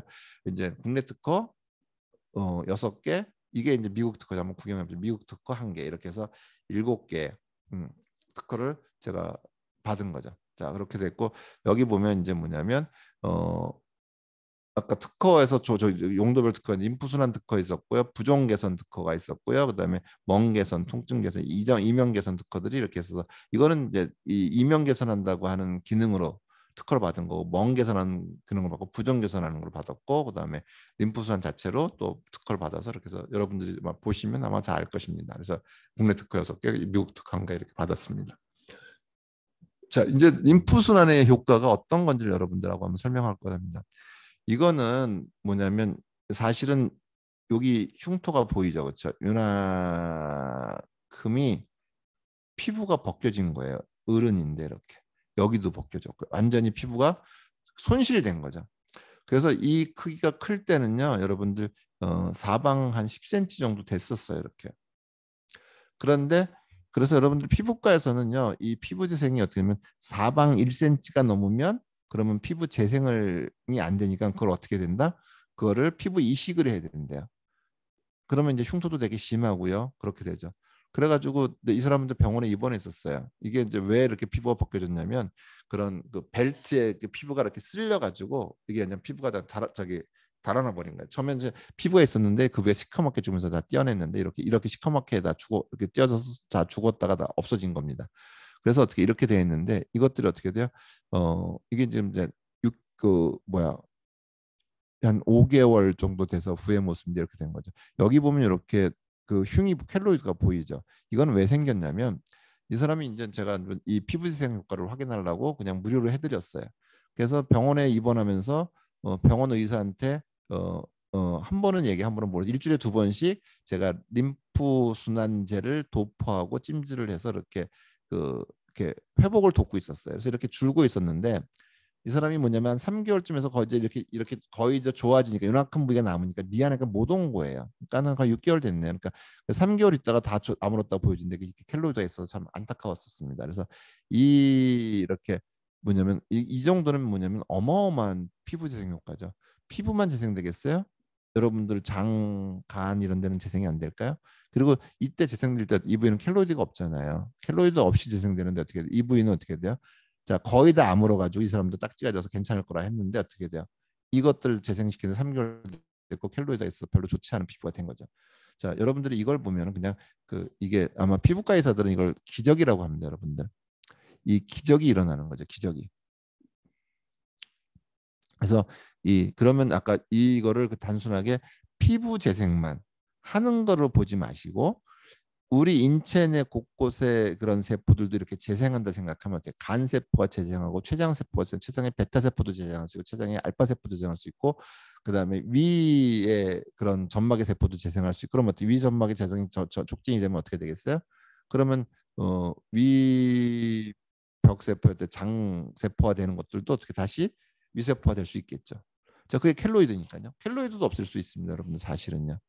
자, 그러면 어떻게 돼? 베타세포의 췌장에서 베타세포의 합성을 촉진하면 재생을 촉진하면 어떻게 돼? 인슐린 합성을 촉진되니까 당뇨도 좋아질 수 있는 거죠. 그다음에 부신의 피질의 세포도 재생이 되면 재생이 촉진되면 어떻게 돼요? 부신 기능이 정상화되겠죠. 부신 피질의 기능. 부신 수질도 어떻게 돼? 마찬가지고요. 여러분 간은 안 그렇습니까? 간 세포의 재생을 촉진하면 어떻게 됐어요? 간 기능이 원활화될 거잖아요. 그렇죠? 그렇게 어떻게 돼요? 림프 순환은 단순하게 이게 피부 세포만 재생을 하죠. 피부 세포는 사실 재생이 되게 어려운 세포예요. 왠지 아세요? 피부 세포는 사실은 정상 세포에서 피부 세포로 천천히 죽어가는 세포입니다. 사실은 죽어가는 세포이기 때문에 어떻게 돼요? 그 부위가 재생이 잘 안 되는 거예요. 간 세포는 어떻게 돼요? 3분의 2, 뭐 10분의 9가 없어져도 어떻게 돼요? 조건만 정상적이면 어떻게 돼요? 간세포는 재생시키는데 뭐 일주일 보름이면 된다 그러잖아요. 근데 피부 세포는 재생이 안 되니까 어떻게 돼요? 피부 이식을 할 거를 어떻게 피부 이식이 안 하도록 도와준 거잖아요, 여러분들. 그래서 여기 이런 데는 다 회복이 됐잖아요. 이렇게 이런 부위는요. 그래서 어떻게 돼? 이거는 단순하게 여긴 뼈도 보이네요, 그렇죠? 자, 단순하게 어떻게 그냥 단순하게 피부 세포만 재생을 돕는 게 아니라 우리 온몸의 세포를 다 재생을 도우니까 어떻게 돼요? 우리 온몸의 기능들을 정상화시키는 데 도움이. 아까 뼈도 붙는다 그랬죠. 골다공증도 해결된다 그랬잖아요. 뼈도 붙는데 자, 피부 세포도 해성되고 뼈도 붙는 정도의 림프 순환 효과라면 여러분들이 어떻게 되겠어요? 다른 부위의 세포 재생도 여러분들은 생각해 보실 필요가 있는 거잖아요. 아까 그 많은 기능들이 가능한 이유가 여기 있는 거죠. 그래서 림프 순환이 얼마나 효과 좋은지 여러분들의 가슴 깊이 이렇게 화살처럼 꼭 박혀야 여러분들 어떻게 림프 순환에 대한 개념들을 확실히 가질 수가 있습니다. 그러니까 우리는 어떻게 돼요? 제가 그랬잖아요. 배달의약에서는 치유의 도구가 제가 처음에 천연물 항바이러스제, 림프순환제 이 두 개만 갖고 어떻게 약국에 오는 환자의 약국은 거의 경질환 환자잖아요. 그럼 중질환 환자 빼면 그때 80%가 경질환 환자잖아요. 그 경질환 환자의 증상 중에 80%는 계산한다 그랬죠. 왜 내가 100%나 않고 80%라고 하냐면 약사님들이 간이 작아가지고요. 용량을 제가 뭐냐 예를 들어서 9알씩 세 알씩 하루 3번 먹으면 약사님들 3알씩 3번 못 먹여요. 그리고 만약에 7일에서 10일 그러면 꼭 7일 먹지 10일을 안 먹여요. 한 달에서 2달이면 2달 먹여야 되는데 한 달만 먹으니까 기간들이 짧으니까 어떻게 돼요? 회복이 안 되는 거예요. 그래서 그렇지 림프순환 효과와 항바이러스 효과가 약해서 그렇지는 않습니다. 그래서 피부도 마찬가지예요. 온갖 종류의 피부 질환들이 어떻게 돼요? 이 두 가지 성분으로 다 좋아질 수 있어요. 제가 지난번 엊그제죠. 대구 강의가 뭐냐면 올인원 피부 외용제의 끝판왕 이렇게 제목으로 제가 강의를 했는데 아마 다음 시간이나 그 다음 시간에 여러분들하고 또 그 강의를 공유하겠습니다. 제품 설명만 안 하면 되니까요. 그렇게 해서 피부 외용제도 어떻게 돼요? 먹는 것만 어떻게 돼요? 천연물 항바이러스의 림프순환제가 2개만 해결될 수 있는 것이 아니라 피부도 여러분들 피부도 증상들이 다양하잖아요. 그렇죠? 다양한데 그것이 2개로 해결된다 그러면 얼마나 여러분들 획기적이겠어요. 왜? 천연물 항생물질에는 어떻게 돼? 거기에는 항바이러스제 있고요. 그다음에 항생물질 있고요. 그다음에 항진균제 있고요. 항원충제가 있어요. 그러니까 어떻게 돼요? 병원성 미생물에 있는 건 다 해결돼. 그러면 이게 어떻게 돼요? 바이러스 질환들 다 해결돼. 대상포진, 단순포진 다 해결돼. 제가 어떻게 돼요? 3개월 이상 된 증상들은 어떻게 돼요? 다 바이러스가 있다 그랬잖아요. 그러면 자, 만성 피부 질환들 다 해결되죠. 아토피, 건선 다 해결되죠. 그다음에 어떻게 돼요? 자, 진균증, 무좀 곰팡이에 대한 거 다 해결되죠. 그다음에 피부 모낭증에 대한 문제들 다 해결되죠. 그럼 그것만으로 다 거의 대부분들이 해결돼요. 그다음에 어떻게 림프 순환 촉진을 통해서 어떻게 돼요? 피부 쪽에 면역력 증가시키죠. 피부 재생 증가시키죠. 손상된 피부들 빨리 어떻게 돼요? 없애고 재생시키죠. 그러면 어떻게 돼요? 피부세포 정상적으로 이렇게 지금처럼 없어진 피부도 재생시키는데 병든 세포 재생은 얼마나 쉽겠습니까? 그래서 피부 외용제가 오리온이 나올 수가 있는 거예요. 여러분들의 약국에 있는 모든 연고류를 한꺼번에 합쳐서 그 하나의 연고가 나올 수 있죠. 벌레 물린데요. 벌레 물린데 림프 순환제도 되죠. 림프 순환을 시키면 어떻게 돼요? 벌레에 가려운 그런 독성 물질들이 어떻게 희석이 돼 버리잖아요. 그래서 거기서 없어져. 희석이 되면 어떻게 가려움증 없어지죠. 뭐 5분에 3분에 어떤 사람은 바르노치 그 가려움증이 사라졌다고 얘기하시는 분들도 있어요. 자, 그렇게 림프 순환은 어떻게 돼요? 이 그림 하나로 여러분들이 충분히 좀 이렇게 이해하시고 머릿속에서 상상하길 바랍니다. 어느 정도의 림프 순환 효과가 어디까지 나타날 수 있는지 여러분들 이거로 보시면 아마 아실 겁니다. 자, 이런 것들이 재생된다는 거는요. 이 피부만 재생되는 게 아니라 여러분들 그거 아십니까? 위장이 심하게 궤양이 생겼다가 회복이 되면요. 거기에도 흉터가 생겨요. 거기에도 켈로이드가 생겨요. 그래서 그 켈로이드가 생긴 것들이 어떻게 위장 운동을 켈로이드 좀 딱딱하잖아요. 위장 운동을 방해해요. 그래서 어떻게 돼요? 켈로이드가 생긴 사람도 위장이 약해져요. 두 번째는 뭐냐면 켈로이드화가 됐다는 게 뭐냐면 위세포가 장세포화 된 거랑 똑같은 게 그 여러분들 뭐냐면 이런 켈로이드화가 되면 피부가 어떻게 밋밋해지잖아요. 피부 조직도 없고 그게 장세포화 된 거예요. 그러니까 어떻게 돼요? 그게 어떻게 더 진행이 되면 어떻게 돼요? 위암으로 진행될 우려가 있는 거잖아요. 근데 어떻게 돼요? 이 손상된 세포를 다시 어떻게 돼? 정상 세포로 돌리면 어떻게 돼요? 바이러스를 없애는 거 첫 번째, 두 번째는 어떻게 돼요? 피부 재생 촉진한 정상적인 피부가 자라는 거죠.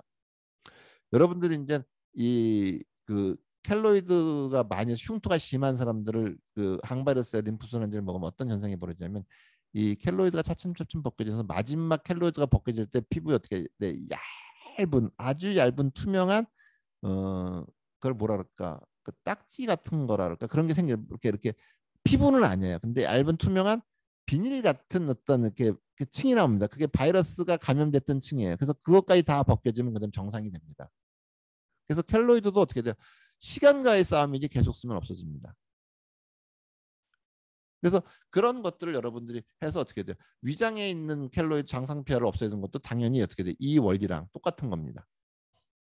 자, 그 다음 한번 볼까요? 자, 이거는 이제 켈로이드를 없애는 거죠. 이거는 이제 먹는 건 안 하고 바르는 것만 해서 찜질을 했어요. 이 친구는 일주일에 2번씩 와서 했고요. 이게 30회 관리한 거니까 일주일에 2번씩 했으니까 한 달이면 어떻게 돼요? 8번에서 10번 왔고 그러니까 3개월 조금 더 온 친구예요.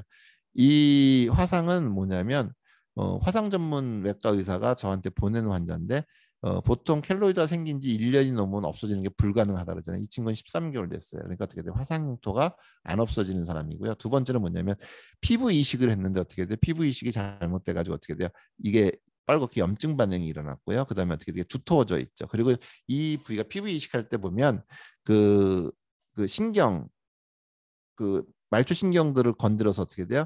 통증을 유발하는데 이 친구는 뭐냐면 어떤 왜냐면 바늘로 이렇게 콕콕 찌르는 자통이 심해요. 그래서 어떻게 돼? 항상 뭐를 해야 된다? 이 친구는 압박 양말을 신고 있어야 돼서 내가 물어봤어요. 하루에 얼마 정도 신냐 했더니 24시간 신는데 왜 어떻게 24시간 불가능하죠? 잘 때도 신고 잤는데 단 언제 벗느냐? 발 닦을 때만 벗는데요. 그렇지 않으면 이 따끔거리는 것 때문에 활동을 못 한대요.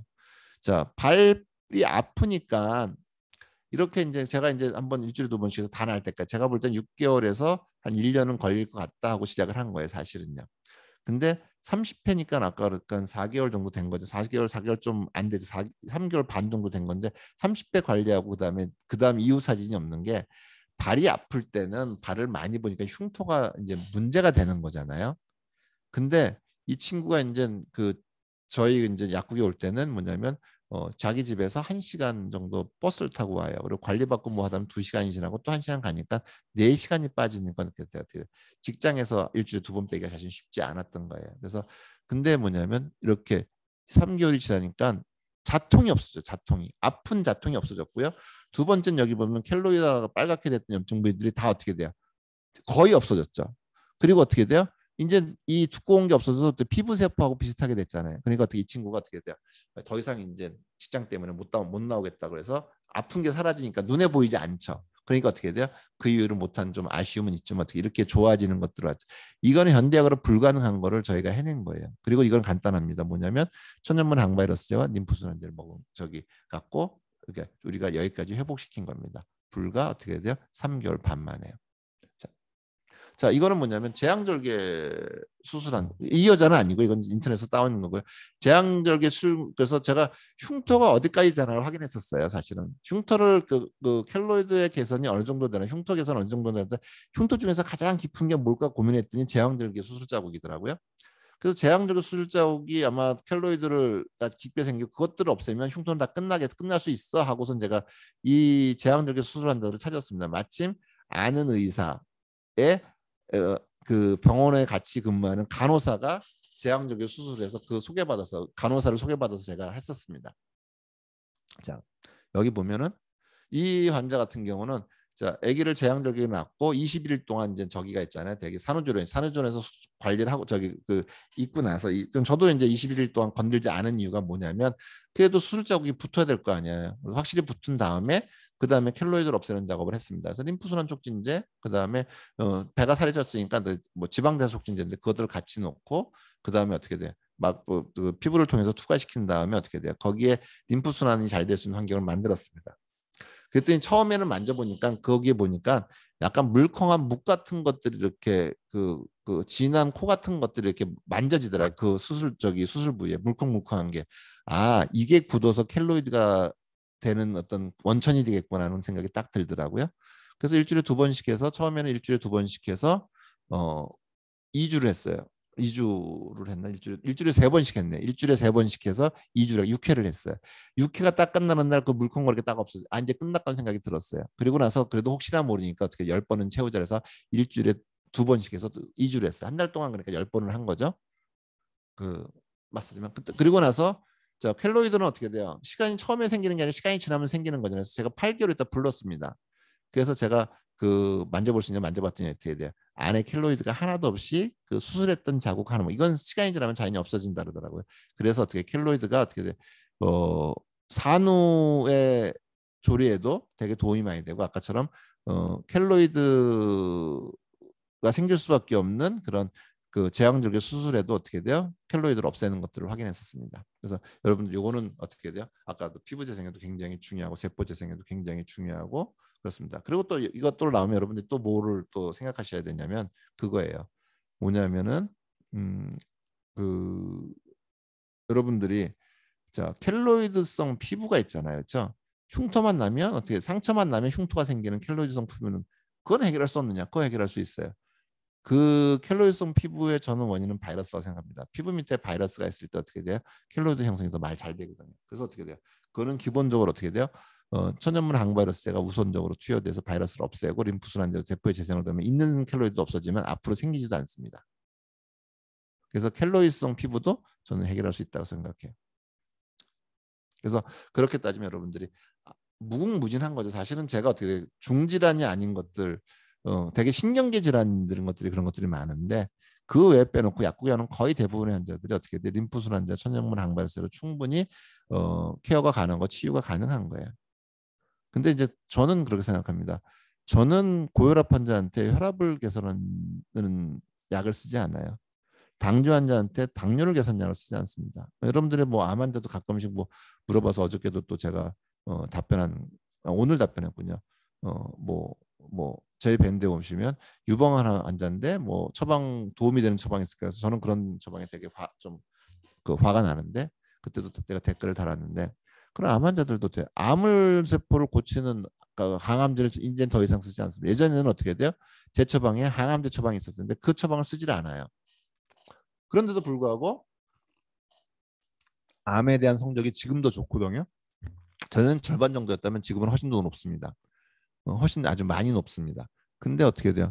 그렇게 해결할 수 있는 이유 중에 하나가 뭐냐면 바로 어떻게 돼요? 자연 치유력이 증가한 거예요. 천연문 항바이러스의 림프순환제 이것들의 위력들이 훨씬 더 뒷받침하고요. 자 그렇게 해서 어떻게 치유 이렇게 증상을 목표로 하는 약은 저는 갖고 있지도 않고 개선은 시킬 수 있는 약도 없지만 그냥 어떻게 돼요? 세포가 병든 세포가 없어지고 그 세포들 그 역할을 한 세포들이 정상적으로 재생이 돼서 자기 역할을 하도록 도우면 그 세포가 자기 역할을 하니까 어떻게 돼요? 혈압을 뭐 만약에 그래서 낮춰야 되는 세포들이 역할을 못하면 어떻게 돼요? 그 세포들이 정상화되면 혈압을 낮추는 역할을 하는 거고요. 혈당을 낮추는 세포들이 자기 역할을 못해서 당뇨가 됐을 때 그것들이 그 뭐냐 혈당이 제거되는 거죠. 근데 그게 혈당 강화제보다 만약에 예를 들어서 혈압 강화제보다 훨씬 더 근본적인 원인을 개선하고 더 어떻게 돼요? 근본적인 개선을 해서 계속적으로 어떻게 완전한 치유가 돼서 회복이 된다 그러면 우리 또 그것뿐만 아니라 우리 몸의 온몸이 다 회복된다 그러면 치유 도전할 만한 거죠. 제가 여러분들한테 자신 있게 배달이야들 소개하는 이유도 바로 여기 있습니다. 제 캐치프레이즈 보면 배달이야 치유의 근본을 기준을 세우다라는 그런 제가 멋진 말을 만들었는데 이 천연물 항바 그래서 어떻게 돼요? 자, 천연물 항바르스 림프순환제. 그래서 아까 지난번에 처방도 그렇게 별로 많이 할 필요가 없는 게 사실은 이뇨제 쓸 필요가 사실은 없어요. 그냥 천연물 항생물질 그다음에 림프순환제 거기는 저기 해피약으로 풀었죠. 그다음에 이담권이제. 그 세 개 정도면 좀 원활하죠. 그래서 그렇게 써도 여러분 충분합니다. 자, 그다음에 이건 피멍 제거된 거든. 이거는 이제 매선 수술을 봐서 여러분들 이제 잘 여자분들은 여학생들은 잘 아실 텐데 남자분들 잘 모르는데 여러분들 그 저기 뭐죠? 그 그 수술할 때 봉합사 할 때 뭐냐면 안에 넣는 거 있잖아요. 그 콜라겐으로 하나요? 콜라겐 그 실들이 이렇게 있는데 그걸 갖고 어떻게 돼요? 피부 속에 넣어서 주름을 개선하고 뭐 이렇게 하는 것들이 있어요. 그걸 매선이라 그래요. 근데 그 매선요법을 하다가 혈관을 잘못 가서 혈관이 터져가지고 이렇게 피멍이 든 겁니다. 이건 저한테 올 때 이미 2주가 지난 거고요. 그다음에 병원에서는 이거 다 없어야 되는데 3개월에서 6개월 정도 걸린다고 하더라고요. 근데 이거를 갖고 림프순환 마사지를 했습니다. 그렇게 팩을 해서 했더니 어떻게 돼요? 요거 한 번 한 거고요. 두 번 한 거고 세 번 만에 다 풀렸습니다. 보통 하루에 한 번씩 3일이면 다 풀립니다. 그래서 자 이것이 되면 어떻게 돼요? 성형수술 후에 어떤 피멍 든 것들 되게 많고 그다음에 다쳐가지고 피멍 든 것도 얼마나 빨리 되겠어요. 먹는 거랑 같이 하면 훨씬 더 빨리 됩니다. 그리고 이렇게 2주가 지나기 전에 그냥 바로 하면 더 빠릅니다. 그래서 저희 그 밴드에 보면 타박상 피멍 치면 정말로 빨리 낫는 사례들이 너무너무 많습니다. 그래서 여러분들 타박상, 피멍, 림프순환제로 거의 다 해결됩니다. 걱정할 필요 없으세요. 근데 기존의 림프순환제 갖고는 안 된다 그거죠. 자, 그다음에 이담권이제입니다. 이담권이제를 할 시간이 오늘 제가 20분이 늦었거든요. 그러면 20분까지 맞아 채우면 이담권이제를 할 수 있으니까 오늘 이담권이제까지는 끝내고 그 다음에 다음 주 강의를 하는 게 좋을 것 같습니다. 여러분들 그다 양해해 주시라 믿고 제가 20분 강의를 좀 더 하겠습니다. 이담권이제 자체가 직접 소화흡수에 작용하는 것이 아니라 막과 향이 강한 성분들이 위장벽과 담체 간 조인근을 자극해서 담즙과 췌장의 효소액의 분비와 배출을 원활해서 위장관 운동을 촉진하는 겁니다. 이 이담권이제는 여러분들 사실은 그 지난번에도 설명을 좀 했어요. 그래서 여러분들하고 가볍게 넘어가 되는데 오늘 원래 하기로 했던 부위가 어디까지냐? 이담권이제까지 오늘 하기로 했던 것 같은데 여기까지. 그쵸? 자 여기까지. 이담권이제 양이 좀 꽤 많네요. 제가 해야 될 부분들이.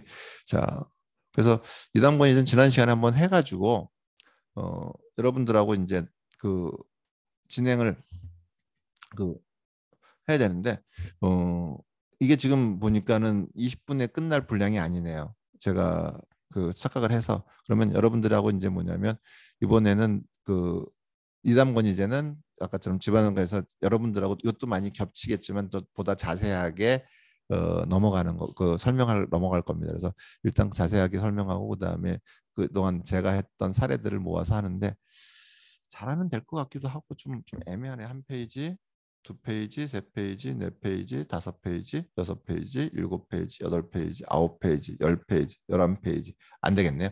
이번 주는 그 오늘 하기에는 좀 10페이지면 한 분에 하나에 2분씩 걸려도 20분 넘게 걸리고 또 하다 보면 이담권이제를 너무 급하게 설명하면 또 여러분들이 체할 수 있으니까 이렇게 하고요.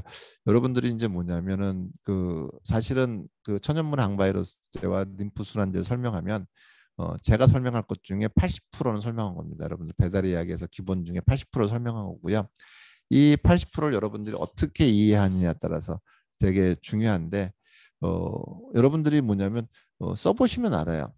근데 이제 어떤 이제까지 여러분들이 써보신 그런 그 뭐 건강식품이나 아니면 무슨 약제들은 그 목표점이 있어요. 그래서 목표점이 있어가지고 그 목표하는 것들을 여러분들이 진행을 하고 이렇게 그 했거든요. 근데 저는 어떤 개념으로 가냐면 뭐냐면 그 목표하는 것들을 없애는 것이 아니라 저는 자 바이러스도 어떻게 돼요? 자 광범위한 버렸으니까 우리 몸에 있는 인체에 있는 바이러스를 다 없애니까 병의 원인을 한꺼번에 다 없애는 거죠. 두 번째는 뭐냐면 세포의 직접 작용, 세포의 기능을 어떻게 조절하는 것이 아니라 어떻게 돼요? 세포의 환경만 개선하면 어떻게 돼요? 세포의 환경이 개선되면 세포가 스스로 나머지는 스스로 알아서 한다 그거죠. 그게 제가 갖고 있는 뭐냐면 저만 그 배달의학에서 갖고 있는 치유의 근본 원리입니다. 근데 그것이 어떻게 돼요? 다른 그 치료법보다 빠를 수가 있어요. 통증 개선, 피멍 개선, 뭐 또 어떤 가려움증 개선, 뭐 어떤 증상의 개선이 이제까지 여러분들 예를 들어서 그런 거죠. 그죠? 그 림프순환제 외용제를 발랐더니 자 그러면 벌레 물린 데는 어떻게 돼요? 같이 비교되는 게 뭐냐면 버물땡이나 뭐 하여튼 뭐 그런 거죠. 그런 것들이 어떻게 돼요? 비교될 거잖아요. 그럼 가려움증이 얼마큼 빨리 개선되고 그 벌레 물린 자국이 얼마큼 빨리 없어지냐가 효과의 차이잖아요. 근데 그것이 효과가 비교할 수 있는 빠르다면 어떻게 돼요? 림프순환제 효과가 어떻게 돼요? 벌레 물린도 훨씬 더 잘 듣겠죠, 그렇죠? 여러분들이 그렇게 이해하시면 좋을 것 같습니다. 그래서 오늘 뭐냐면 그 뭐야 제가 그 제 실수죠. 그래가지고 오늘 여기에 그 참석 그 할 때 제가 20분 늦게 들어온 것들 여러분들 되게 죄송하고요. 그래서 이 시간을 보충해야 될지 아니면 이 시간을 좀 더 이렇게 해서 진행돼서 할지 하여튼 죄송해서 하여튼 뭐 여러분들이 원하시면 제 저기 복구를 할 거고요. 제가 여러분들한테 좀 뭐 얘기 드려야 될 사항 중에 하나가 여러분들하고 카톡방이 지금 이렇게 있고 제가 거기서 활동을 했었습니다. 근데 서울시학에서의 그 원칙이 강사가 그런 그 참가자들 카톡방에 들어가는 거는 안 된다고 합니다. 그래서 우리 정혜연 여사님 몇 번 부탁을 하고 그래서 이제 아마 내일은 탈퇴를 할까 합니다. 제가. 그래서 여러분들이 뭐냐게 그래서 서울시의 원칙이니까 제가 따라주니까 탈퇴를 뭐 저도 이제 그 방에서 여러분들하고 질문을 받고 질문을 답하는 게 되게 좋았는데 또 부득이하게 또 원칙이 그러니까 저는 탈퇴를 할 거고요. 여러분들이 질문 사항들이 있으면 대신 그 밴드가 있거든요. 여러분들이 배달의학 약사 모임이라는 밴드가 있습니다. 거기 들어와서 질문을 하셔도 좋고요. 아니면 거기 들어오기가 귀찮으신 분들은 여기 그다가 질문을 남기시면 정혜연 역사님이 저한테 정혜연 이사님이 저한테 그 질문을 넘겨주실 거라면 거기에 답변을 들어서 정혜사님 통해서 그 답변할 수 있도록 하겠습니다. 근데 이제 아까도 얘기했듯이 서울시약하고의 강의는 기본적으로 제 제품을 소개하지 않기로 했어요. 그러니까 어떻게 돼요? 그런 것들을 자세하게 어떤 묻고 싶다면 배달이야 약사 모임 밴드에 들어오셔서 여러분들이 질문하시면 좀 자유롭게 제가 답할 수 있고 약사 저기 서울시 약사의 그 채팅방 채팅 그 방에서 여러분 질문하시면 그런 제약이 있는 한에서 답변한다는 걸 여러분들이 이해해 주시면 좋겠습니다. 그럼 여러분들 오늘 하여튼 그 늦게까지 늦은 시간까지 참석해서 감사하고 오늘 뭐 다시 한번 또 사과드립니다. 오늘 제 불찰로 인해서 20분이라는 시간을 여러분들은 귀한 시간을 제가 그 자기 역할을 못한 것들에 대해서 사과드리고요. 다시는 이런 일이 없도록 하겠습니다. 사실은 제가 30분 전에 준비를 하고 확인했는데 그것들을 마지막에서 체크를 못했던 것들이 있고 그걸 대처하는데 좀 늦었습니다. 하여튼 다시 한 번 더 사과드리고요. 다음부터는 절대로 이런 일이 없도록 하겠습니다. 여러분들 수고 많으셨고요. 오늘 하루도 여러분들 좋은 시간 되길 바라겠습니다. 감사합니다.